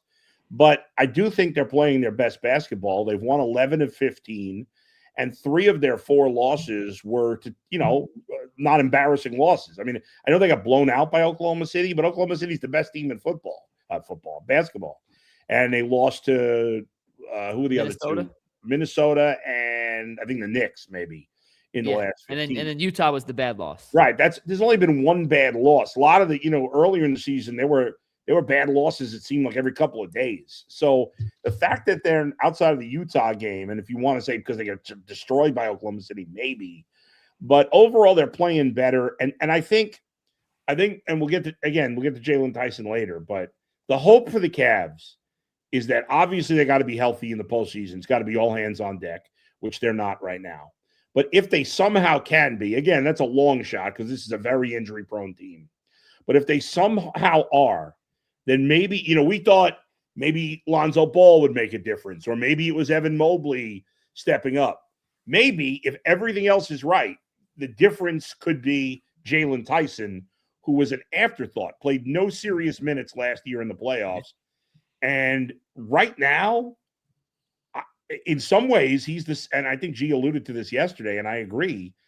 He's the second most trustworthy, reliable player right now. You feel better. I feel better about him than any player on this team besides Donovan Mitchell at the moment. Well, let's get right into the Tyson topic then, because I do feel like he was another incredibly important person to the Cavs win last night. Before the game, it was announced that Jaylon Tyson has been named to the NBA's Rising Star Challenge. He's one of 11 sophomores to be named and granted that honor, joining. He's actually earned it with his play on the court. He did. He certainly did earn it. You can see the names on your screen there: Castle, Klingon, Keyshawn George, AJ Mitchell, Jalen Wells, Ware, Tyson, Cam Spencer, Reed Shepherd, and Alex Sarr are the sophomore representatives. This season, he's averaging career highs in essentially everything. He's jumped up 10 points per game. He's one of the 5 most efficient three-point shooters in the entire NBA with enough qualified shots. It's incredible. Him and Donovan have turned into a dynamic pick-and-roll combination that Kenny Atkinson has gone to on a pretty regular basis, including late in the game on Friday against Sacramento. Bull, you just mentioned, so I want to hear the stat you alluded to, but Tyson's been everything they could have asked for, and then some more. His ceiling, I don't want to put any ceiling on him. We'll talk about what we kind of think he could become down the road. But what stat do you have on Tyson, who just received a pretty impressive honor here from the NBA? Okay, so let me give you the stat. The stat is, if you look at the Cavs, right, Jaylon Tyson is averaging 2.1 offensive rebounds per game, which may not sound like a crazy number. You're like, well, why is that a big deal? You know what Evan Mobley's averaging offensive rebounds a game? I'm guessing not that many. No, it's more than him, but barely. It's 2.3. Jared Allen is averaging 2.1, the same as Jaylon Tyson. Last I checked, guys, Jaylon Tyson's a guard. I know he's a bigger guard, but he's a guard. What is he, 6'5"? Yeah. Okay, he's like 50th in the NBA total in offensive rebounding, or maybe I think he's 50th in the league. There's a lot of big guys. I'm guessing there's not a ton of guards in that top 50 in terms of offensive rebounds, and that just shows you, in addition, clearly he's been good at scoring and just. But to me, offensive rebounding is so much about effort.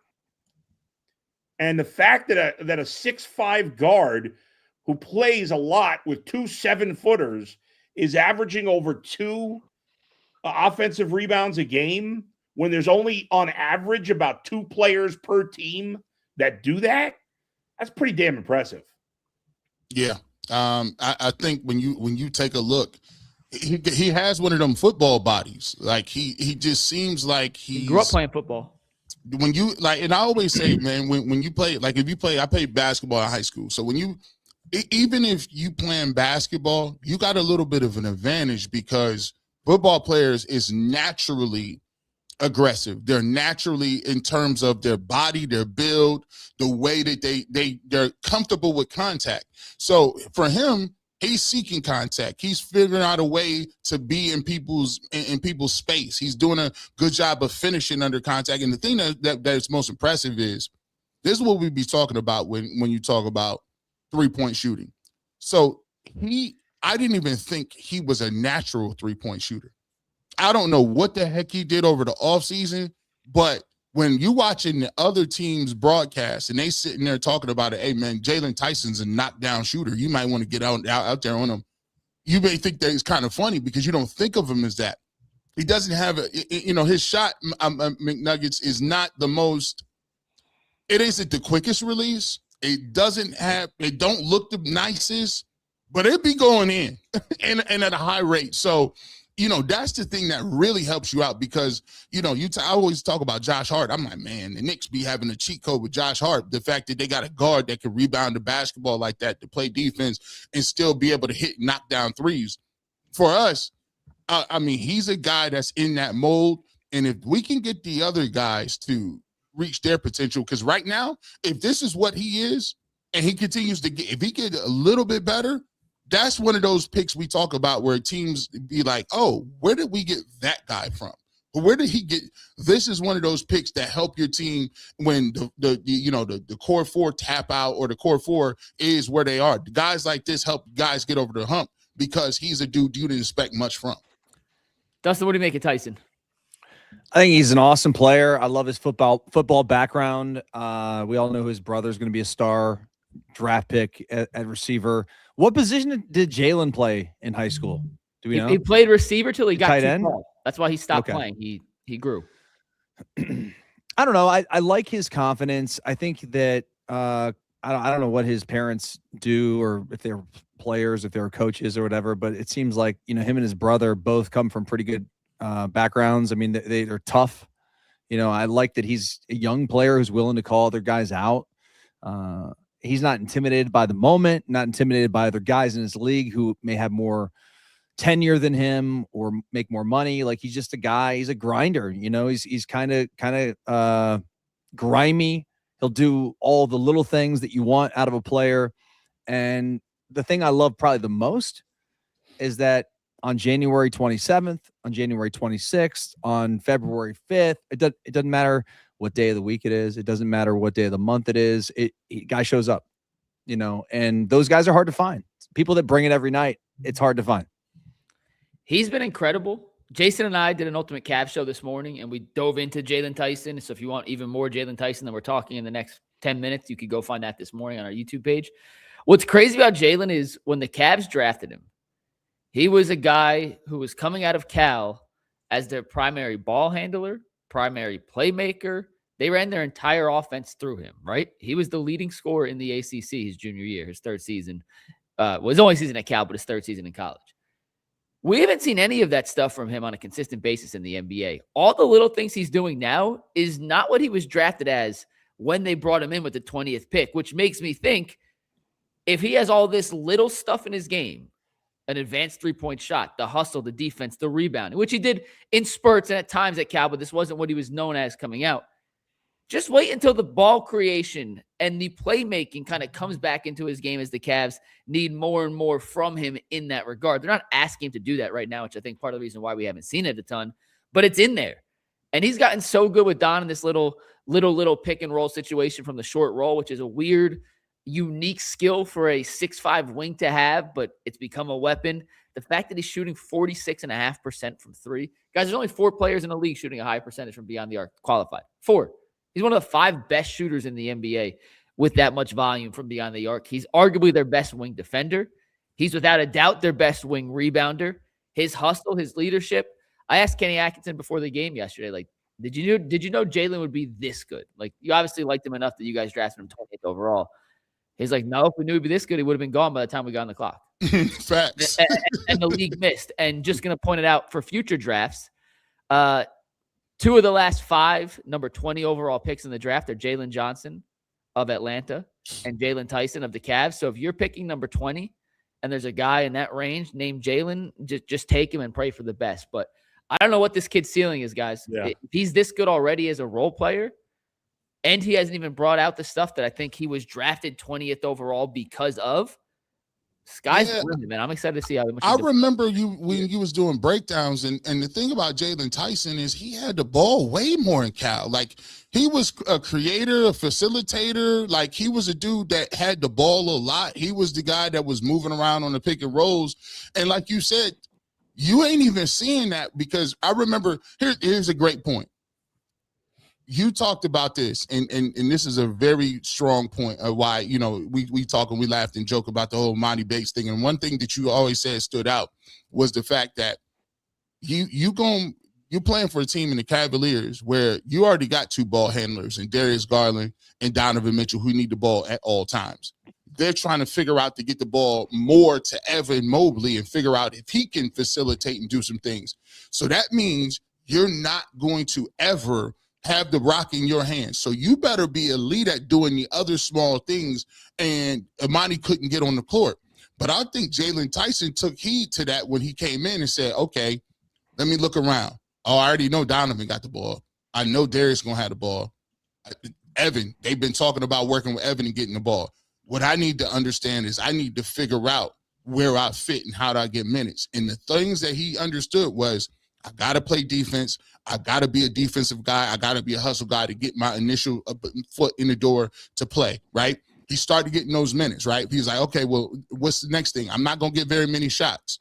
I'm never going to be the first or second option when coach is drawing something up. Here's what I need to do. I need to rebound the basketball. I need to get mine off the garbage stuff, and I need to hustle, get out, and do certain things. And then as he started getting minutes, and as other people started going down, like Darius and Max Strus is down, and a lack of shooting with Sam Merrill not being in, what had happened is now Jalen Tyson is like, okay, now I get to show some other parts of my game due to those injuries. And he's done a great job of taking advantage of it.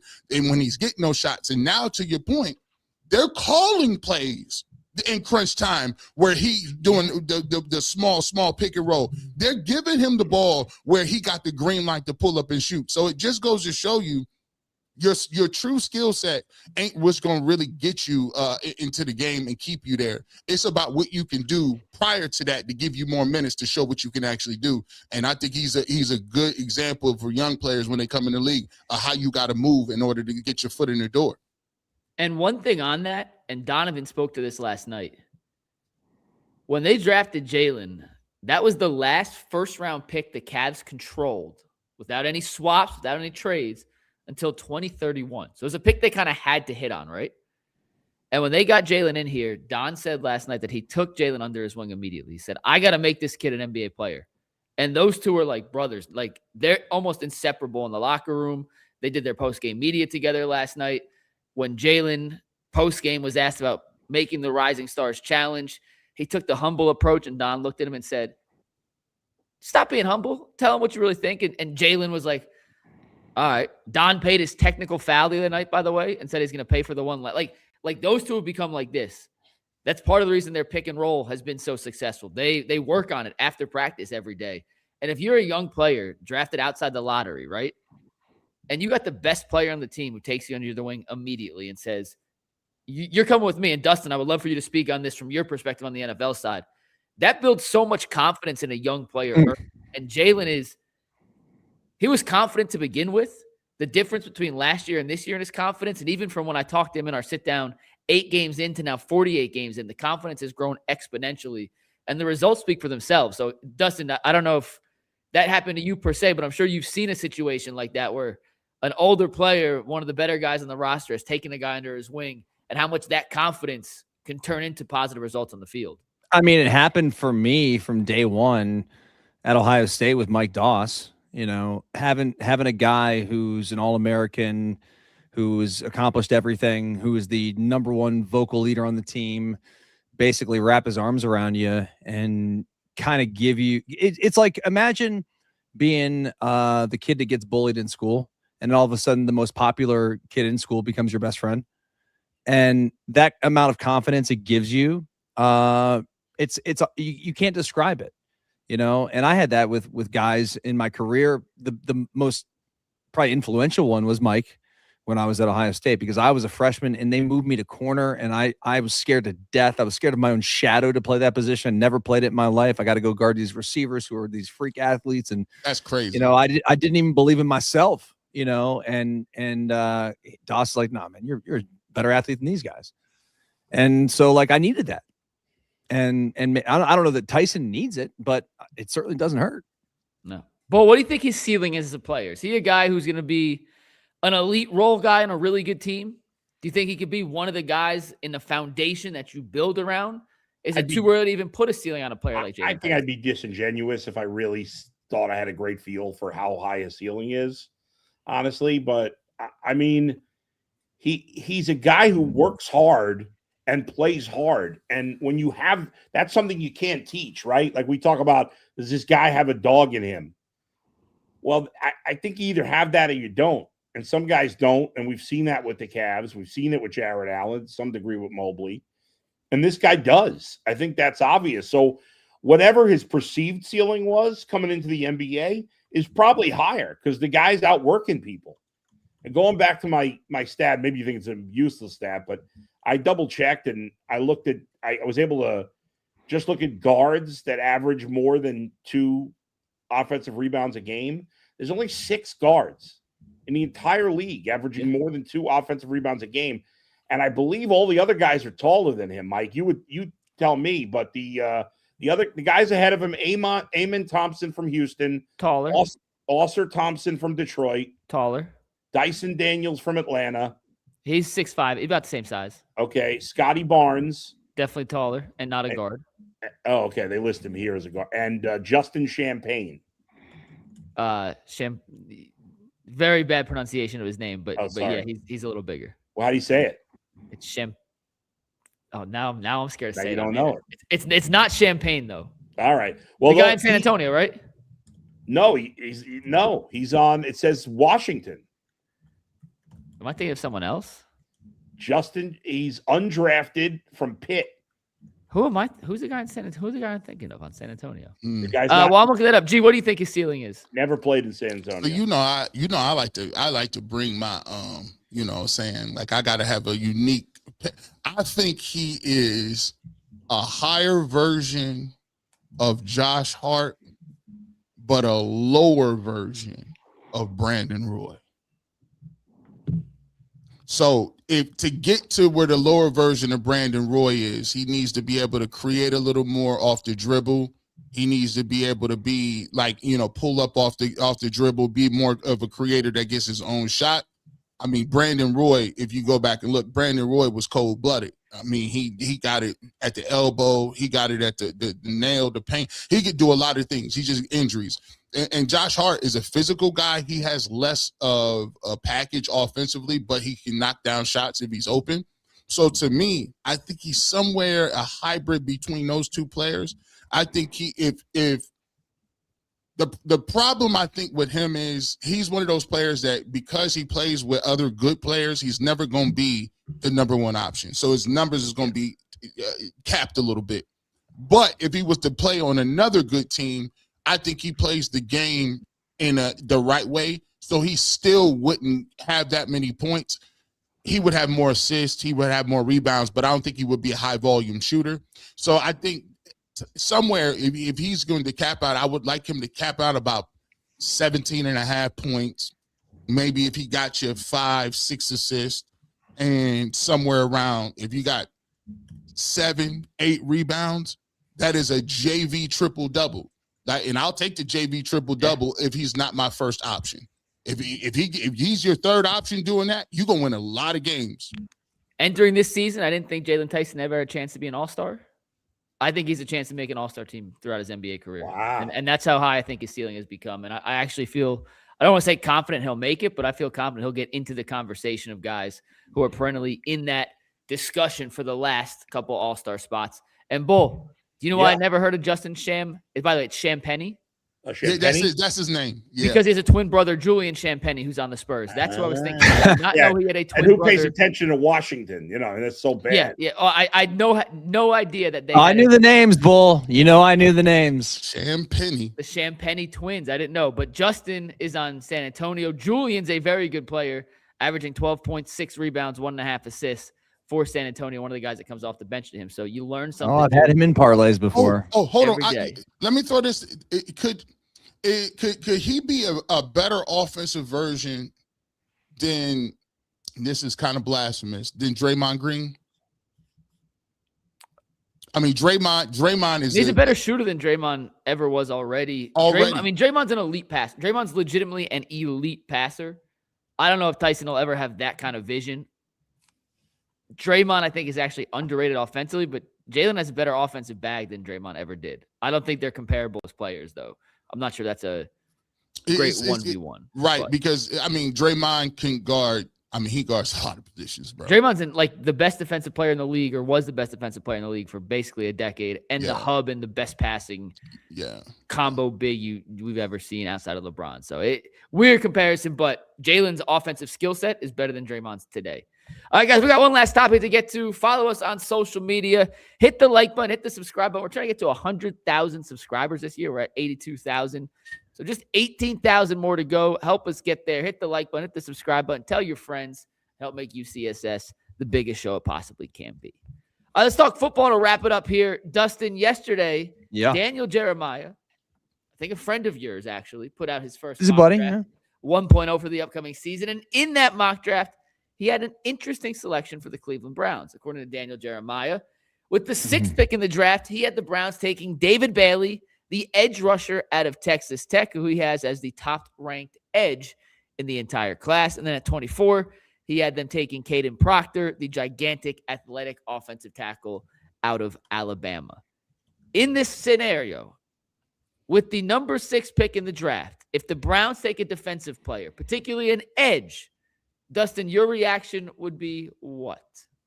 I mean, I covered Bailey this year, and in preparing for that game and in watching the game and then watching the playoffs, like, he's one of the most disruptive players in college football. We already have the best pass rusher in the NFL. We've got a really good guy we drafted last year in the middle. I mean, if you spent more on the defensive line, would it be the best defensive line in football? Maybe. I mean, I don't know. The problem is who he has the Browns taking at 24 is probably the position they need to go at 6.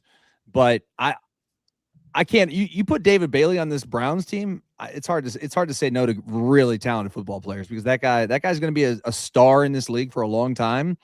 And if he gets the chance to play with Myles Garrett, name a better bookend in the NFL. You can't. Bull, if they go defense at 6, an edge to put opposite of Myles Garrett, what say you? You can't do that.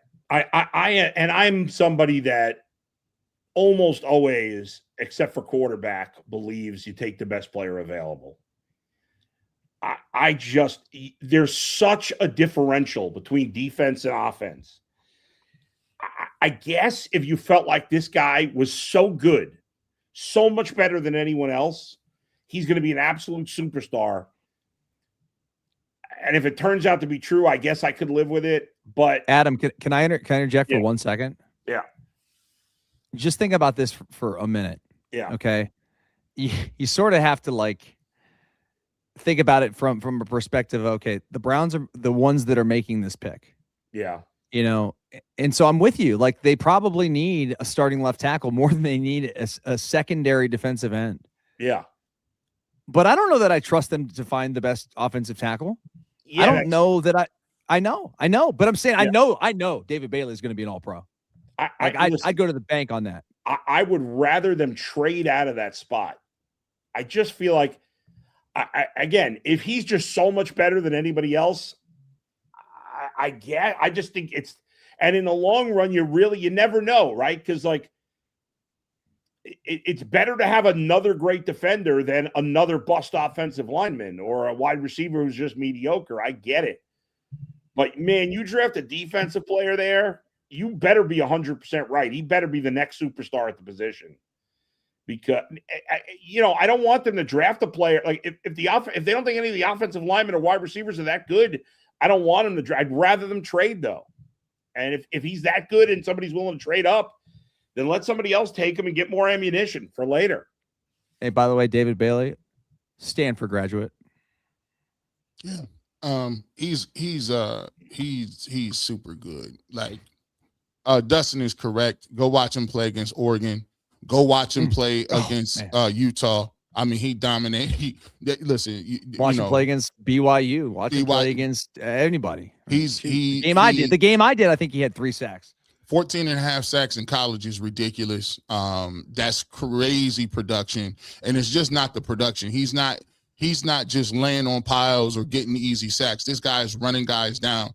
The problem you have in this draft is this. The best prospects are at positions that you don't need. You could throw Ruben Bain in that mix too. Ruben Bain is a monster. He's going to be very good jumping off the cliff right now. Caleb Downs is another guy. Arvell Reese is another guy. Bailey. That's 4 guys right there on the defensive side of the ball. Sonny Styles, people is super high on. You take a look at those names, and that's 6-7 dudes in your top 10. Now, the Browns need a wide receiver. You got Jordan Tyson. You got Carnell Tate. Some people will say, are those individuals top 5, 6 potential guys? Now, I'll say this. Somebody going to have to take somebody at number 6. So it may be a reach somewhere for somebody, but, I mean, somebody going to go there. The problem is Maui Noga is a guy who he does play right tackle, but I think he's better off as a guard. Caden Proctor, I think he's a more athletic version of a guy that we already have. Like, he's a physical dude, but I don't know if he has the footwork. I would rather use him as a mauling guard. I don't think he's a left tackle or even a right tackle in the league. So that's another guy I would probably move to guard. So the positions you need are the positions that are questionable. So when you got questionable type things, these other picks are going to come up and sneak up. Now the goal is, maybe somebody else, if you're on the clock, there is a Bailey or a Caleb Downs or one of these other guys, and somebody is itching to get those guys, and they'll jump up and trade down. And trade down scenario would be most advantageous. But for me, it would be tough to pass on the positions of needs. But I'm going to just be honest with you. Like Dustin said, and Sean King has said this, these are places on the board where if you had Myles Garrett right now and somebody told you in 10 years, like that person's gonna be Myles Garrett again, I take 2 Myles Garretts over. Hasn't helped him win though. Hasn't helped him win.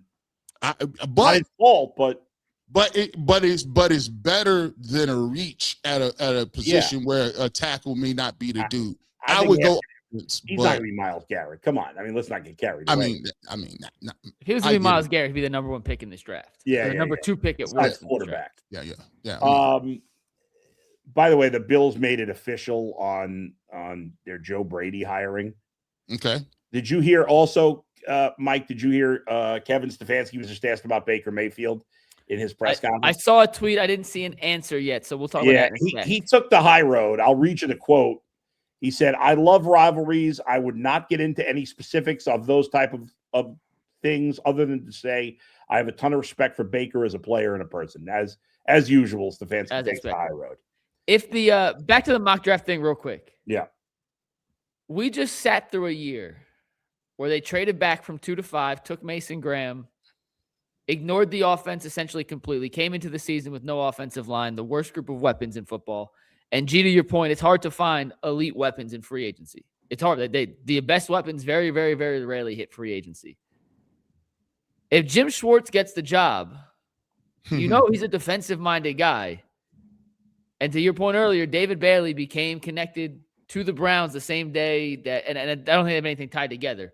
I'm just saying, I do not want to sit through another year of offensive football that looked like 2025. I don't. And part of it is the play calling, part of it's the coaching, part of it's the scheme, the philosophy. The other part of it's the players, right? Yeah. No. Most of it's the players, Mike. Most of it's the players. Yeah. Most of it's the players. Yeah. I understand the board falls a certain way, and there's nobody you like at 6 who's a playmaker. You don't like any of the receiver. I just don't want to be in a scenario where we're sitting back up here and it came across bad to Mason Graham to find rookie season. But we were all deflated when they took Mason Graham because we were expecting a Travis Hunter. We were expecting something sexy, something exciting. The defensive line was already one of the best in football last year. Dustin's not wrong. Adding David Bailey to that mix. I mean, you're trying to win games 3-0. Gee, they can win games 3-0. That's not an exciting season. That's 18 weeks of 27 points total. It would drive me nuts. I would lose my mind, even if it might be the right pick. You know, you can't make decisions based on what's going to be fun to watch First of all, That's just my opinion. No, I'm just saying that shouldn't be a factor at all. Now, you can, in theory, take a defensive player at 6, I guess, and then just spend the rest of the draft taking offensive players. It doesn't mean they can't. You're not going to be able to improve the entire offense in 1 year anyway. So I'll be open-minded to it. I think I'll be shocked if it happens, but if this guy's as good as you guys think he is, then I'll keep an open mind to it. Dustin, why are you so convinced he'll be that good? Because I feel like it's kind of on whether it's him or Bain as the top edge. If you want to put Arvell Reese in that category, I guess you could put Arvell Reese in that category. But what about David Bailey do you think translates so well to the NFL? I mean, I sat in his coach's office and listened to him just wax poetic on the guy who he's been around for 6 months. Basically like this is the best defensive player he's ever seen in his life. Then I watched him. Then I talked to his defensive coordinator who raved about how everything they do on defense is because of this guy. And they had one of the best defenses in the country. I just said he's a Stanford graduate. The guy's super smart. It's not easy to graduate from Stanford and certainly do it in the time he did to have eligibility remaining to then go get a big payday and play in the college football playoff on a really good team. Like, I don't know.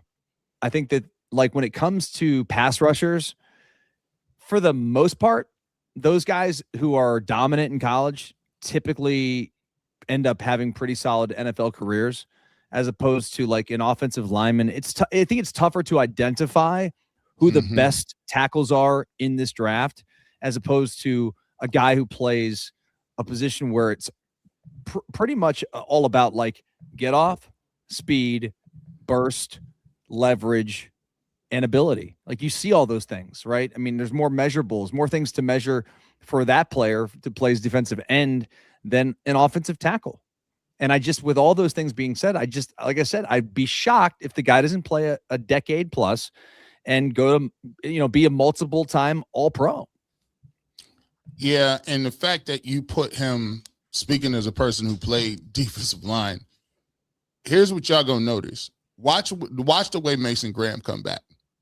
Mason Graham is going to spend most of his offseason with Myles Garrett and the strength and conditioning coordinator. Good point. And he's going to have a whole tool bag of stuff he ain't even had. You get a dude like this, whether it's him or Bain or like these guys is going to come in and get with Myles Garrett and he's going to give them the tool bag and they're going to be working as a front. Like, dude, like, and it's crazy because that's the cheat code and it's the enticing thing. It's like, you're never going to get double teamed. Ever when I don't care who you is, like you're never getting double teamed if you play for the Cleveland Browns because Myles Garrett is over there. So think about the level of ways you can eat, especially if you get with a guy and you guys are working. The problem is McNuggets, you are correct. The Cleveland Browns are under a position that you have to have a competent offense.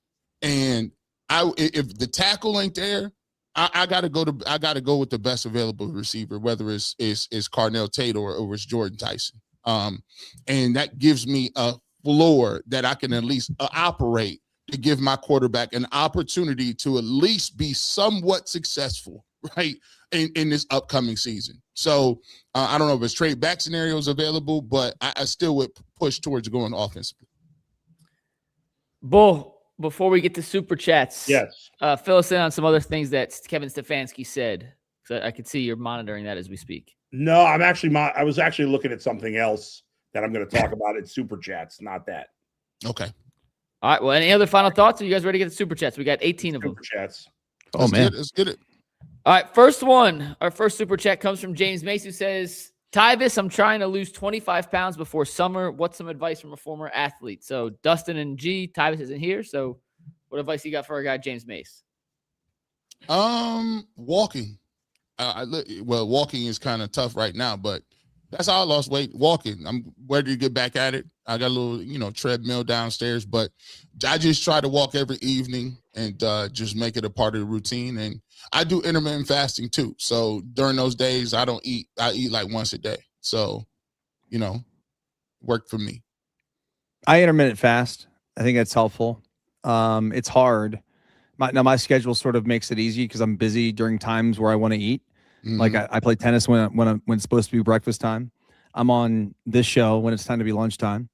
I would say my advice would be call up your local tennis club and say, hey, I've never played tennis before in my life. I'd like to get a beginner lesson and take 4 lessons in the next 2 months, and then give it a chance. It'll change your life. Them cardio kings, bro. Them tennis dudes be running, bro. Your cardio is through the roof. It's the only way I found. The only way I found myself to be able to do cardio where I don't think about it. It's calories in versus calories out at the end of the day. Yeah. Calories in versus calories out. Next one, OG Power says, someone check on Jason. He's not doing well today. Jason had a dentist appointment this morning.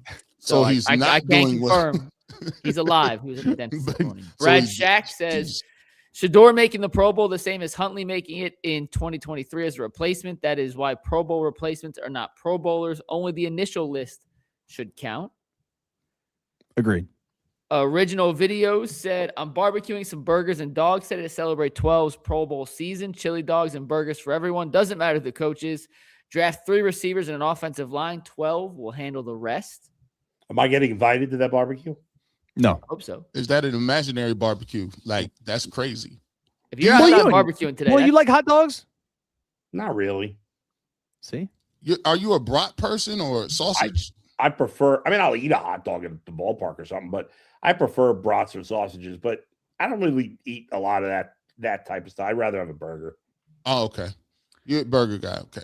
Weird plain Vet burger- says plain Bills just burger hired guy. Joe Brady. JT Manning said Brady finalizing a 2-year deal to be the head coach of the Browns. Original Video Bills. says Browns should offer a Pro Bowl 12 a max contract.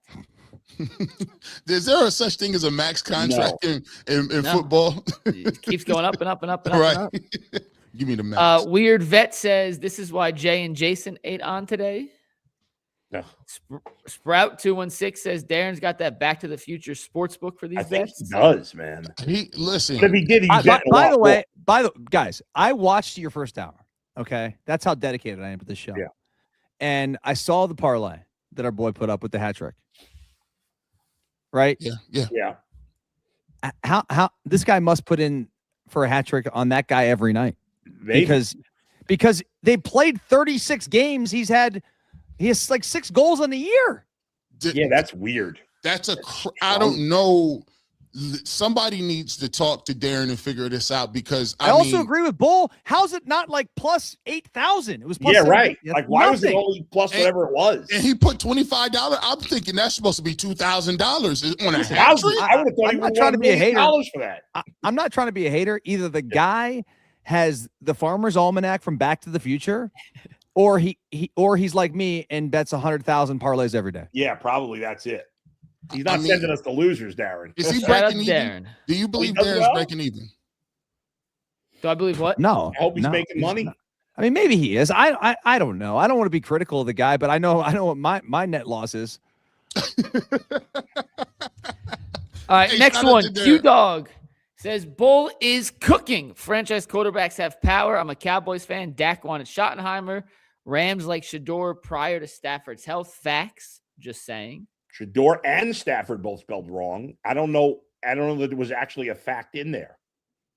What was the fact? Is Scheelhaase? Does this mean that Scheelhaase is still coming? We kind of skipped over the fact that Scheelhaase is like, if they, Out In Buffalo. limbo? yeah, he's just.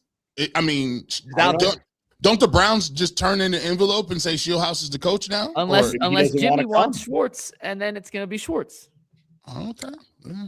If Scheelhaase turns this job down, that is very telling because dudes don't go from being a pass game coordinator to skipping OC Right, and being head completely. coach. Like those opportunities don't happen. Even if the guy comes here for 2 years and sucks and gets fired, he still won the lottery. He's rich forever. Yeah. Next one. Mr. In My Zone says last time Shedeur refused something, he almost didn't get a job and got publicly humiliated.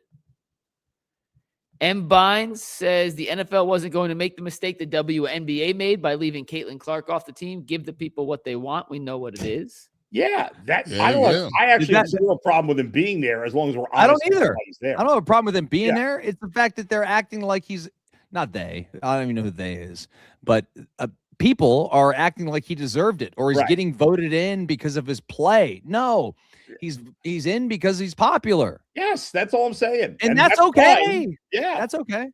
Next one, DT Dude says, this should help us find a premium head coach. What coach doesn't want to be part of a team that has 2 Pro Bowl quarterbacks on the roster and Deshaun and Shedeur? That's good. That's good. That's crazy. Hey, listen, how about this? You could sell your next head coach on the fact you got the DPOY, the defensive rookie of the year, and a rookie Pro Bowl quarterback. That's crazy. There you go. Just saying. And the best pass catching tight end in Browns history as a rookie, ready to get busy. Tanya Ignatius Manning says, Adam chill out. Sanders been around greatness. And I'm the Queen says, Big Bowl, a big hater. Lies. Lies. Mook _ said Drake May didn't earn his spot last year, but no one complained. If Duke is giving a scholarship for the top 5 GPAs in my high school and they all turn it down and I'm 6 So and they award it to me, I'm taking it. So this is the most. It's tweets like this that particularly annoy me. I know. It's so disingenuous. First of all, we're not going to talk about Drake May like we do other. If Drake May were here, Drake May did not deserve to make the Pro Bowl last year. That's true. But let's compare what Drake May did last year and what Shedeur Sanders did this year. All right. In QBR, there were 24 players that played at least 7 games at quarterback last year. Drake May was 8th. I'm sorry. In the AFC, there were 24 players that played at least 7 games in the AFC. Drake May was 8th out of 24 last year, QBR. Shedeur Sanders was 18th out of 18. Completion percentage last year, Drake May was 5th out of 24. 5th. That's really good. And again, he didn't deserve to be a Pro Bowler. Shedeur Sanders was 17th out of 18 in yards per game. By the way, and I took out the half game where he played. I took that out. By the way, do you know who the only person that Shedeur Sanders was ahead of in yards per game of guys that played at least 7 games in the AFC? Dylan Gabriel. Dylan Gabriel. And finally, completion percentage. Or did I do completion percentage already? You did completion percentage. So in other words, Shedeur was 18th out of 18 in completion percentage, 18th out of 18 in QBR, and 17 out of 18 in yards per game. Whereas Drake May, 17th out of 24 in yards per game, better but not much, 5th in completion percentage, and 8th in QBR. So again, he didn't deserve it either. He wasn't a top 3 AFC quarterback, but there's no comparison. It's not as egregious. Like, it's just silly. I don't hate Shedeur Sanders. And to say it is disingenuous. In fact, that's a fact that I don't hate Shedeur Sanders because I keep it real. And if I hated Shedeur Sanders like I hated Baker Mayfield, I would tell you I don't hate him. But this idea that he earned this Pro Bowl and because I'm telling the truth about it, that I'm some hater is bullcrap. So there you go. There you go.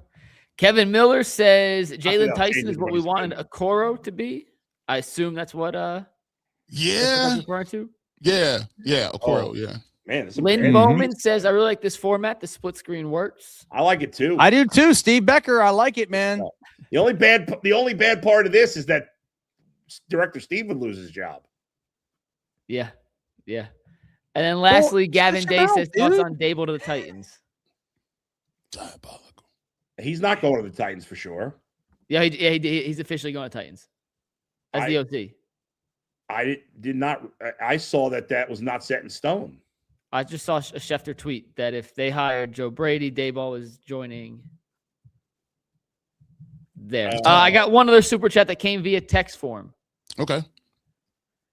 Go ahead. I was told to tell Bull that the long walk blows. Nobody texted me that? Yeah. And said, tell Bull the long walk blows. The long walk was awesome. That guy's an idiot. By the way, this from Diana Rossini 9 minutes ago. The Raiders have not yet decided on a next head coach. As a result, Brian Daboll has not made a decision regarding the OC position with the Titans, according to multiple league sources. If he doesn't get Vegas, he will land with the Titans, but I don't think that's set in stone yet. Do you see the quote tweet under that from her? That's what I saw. You're right. For what it's worth, you're right. I just saw the tweet underneath that where she said he's going to the Titans, and now she's taking it back. Yeah. Oh, she took it back? No, the most recent tweet is what you just read, and it's right.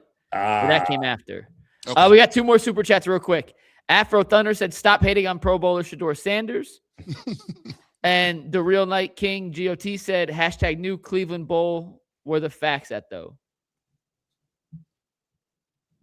I don't know what that means. I don't know either. But all right, that's going to wrap it up for our second remote show. We are back in studio tomorrow. So this will not be the format tomorrow. We are back in studio. I'm doing Ultimate Browns right after this. Ultimate Browns live. right after this. Tune in for some more Shedeur Sanders Pro Bowl coaching. She's going to play clips of me with G. Bush. hating on Shedeur Sanders. For Bull, for Dustin, I don't have for those Tyvis, capabilities. for G on McNuggets. We'll see you tomorrow. Yeah. Peace.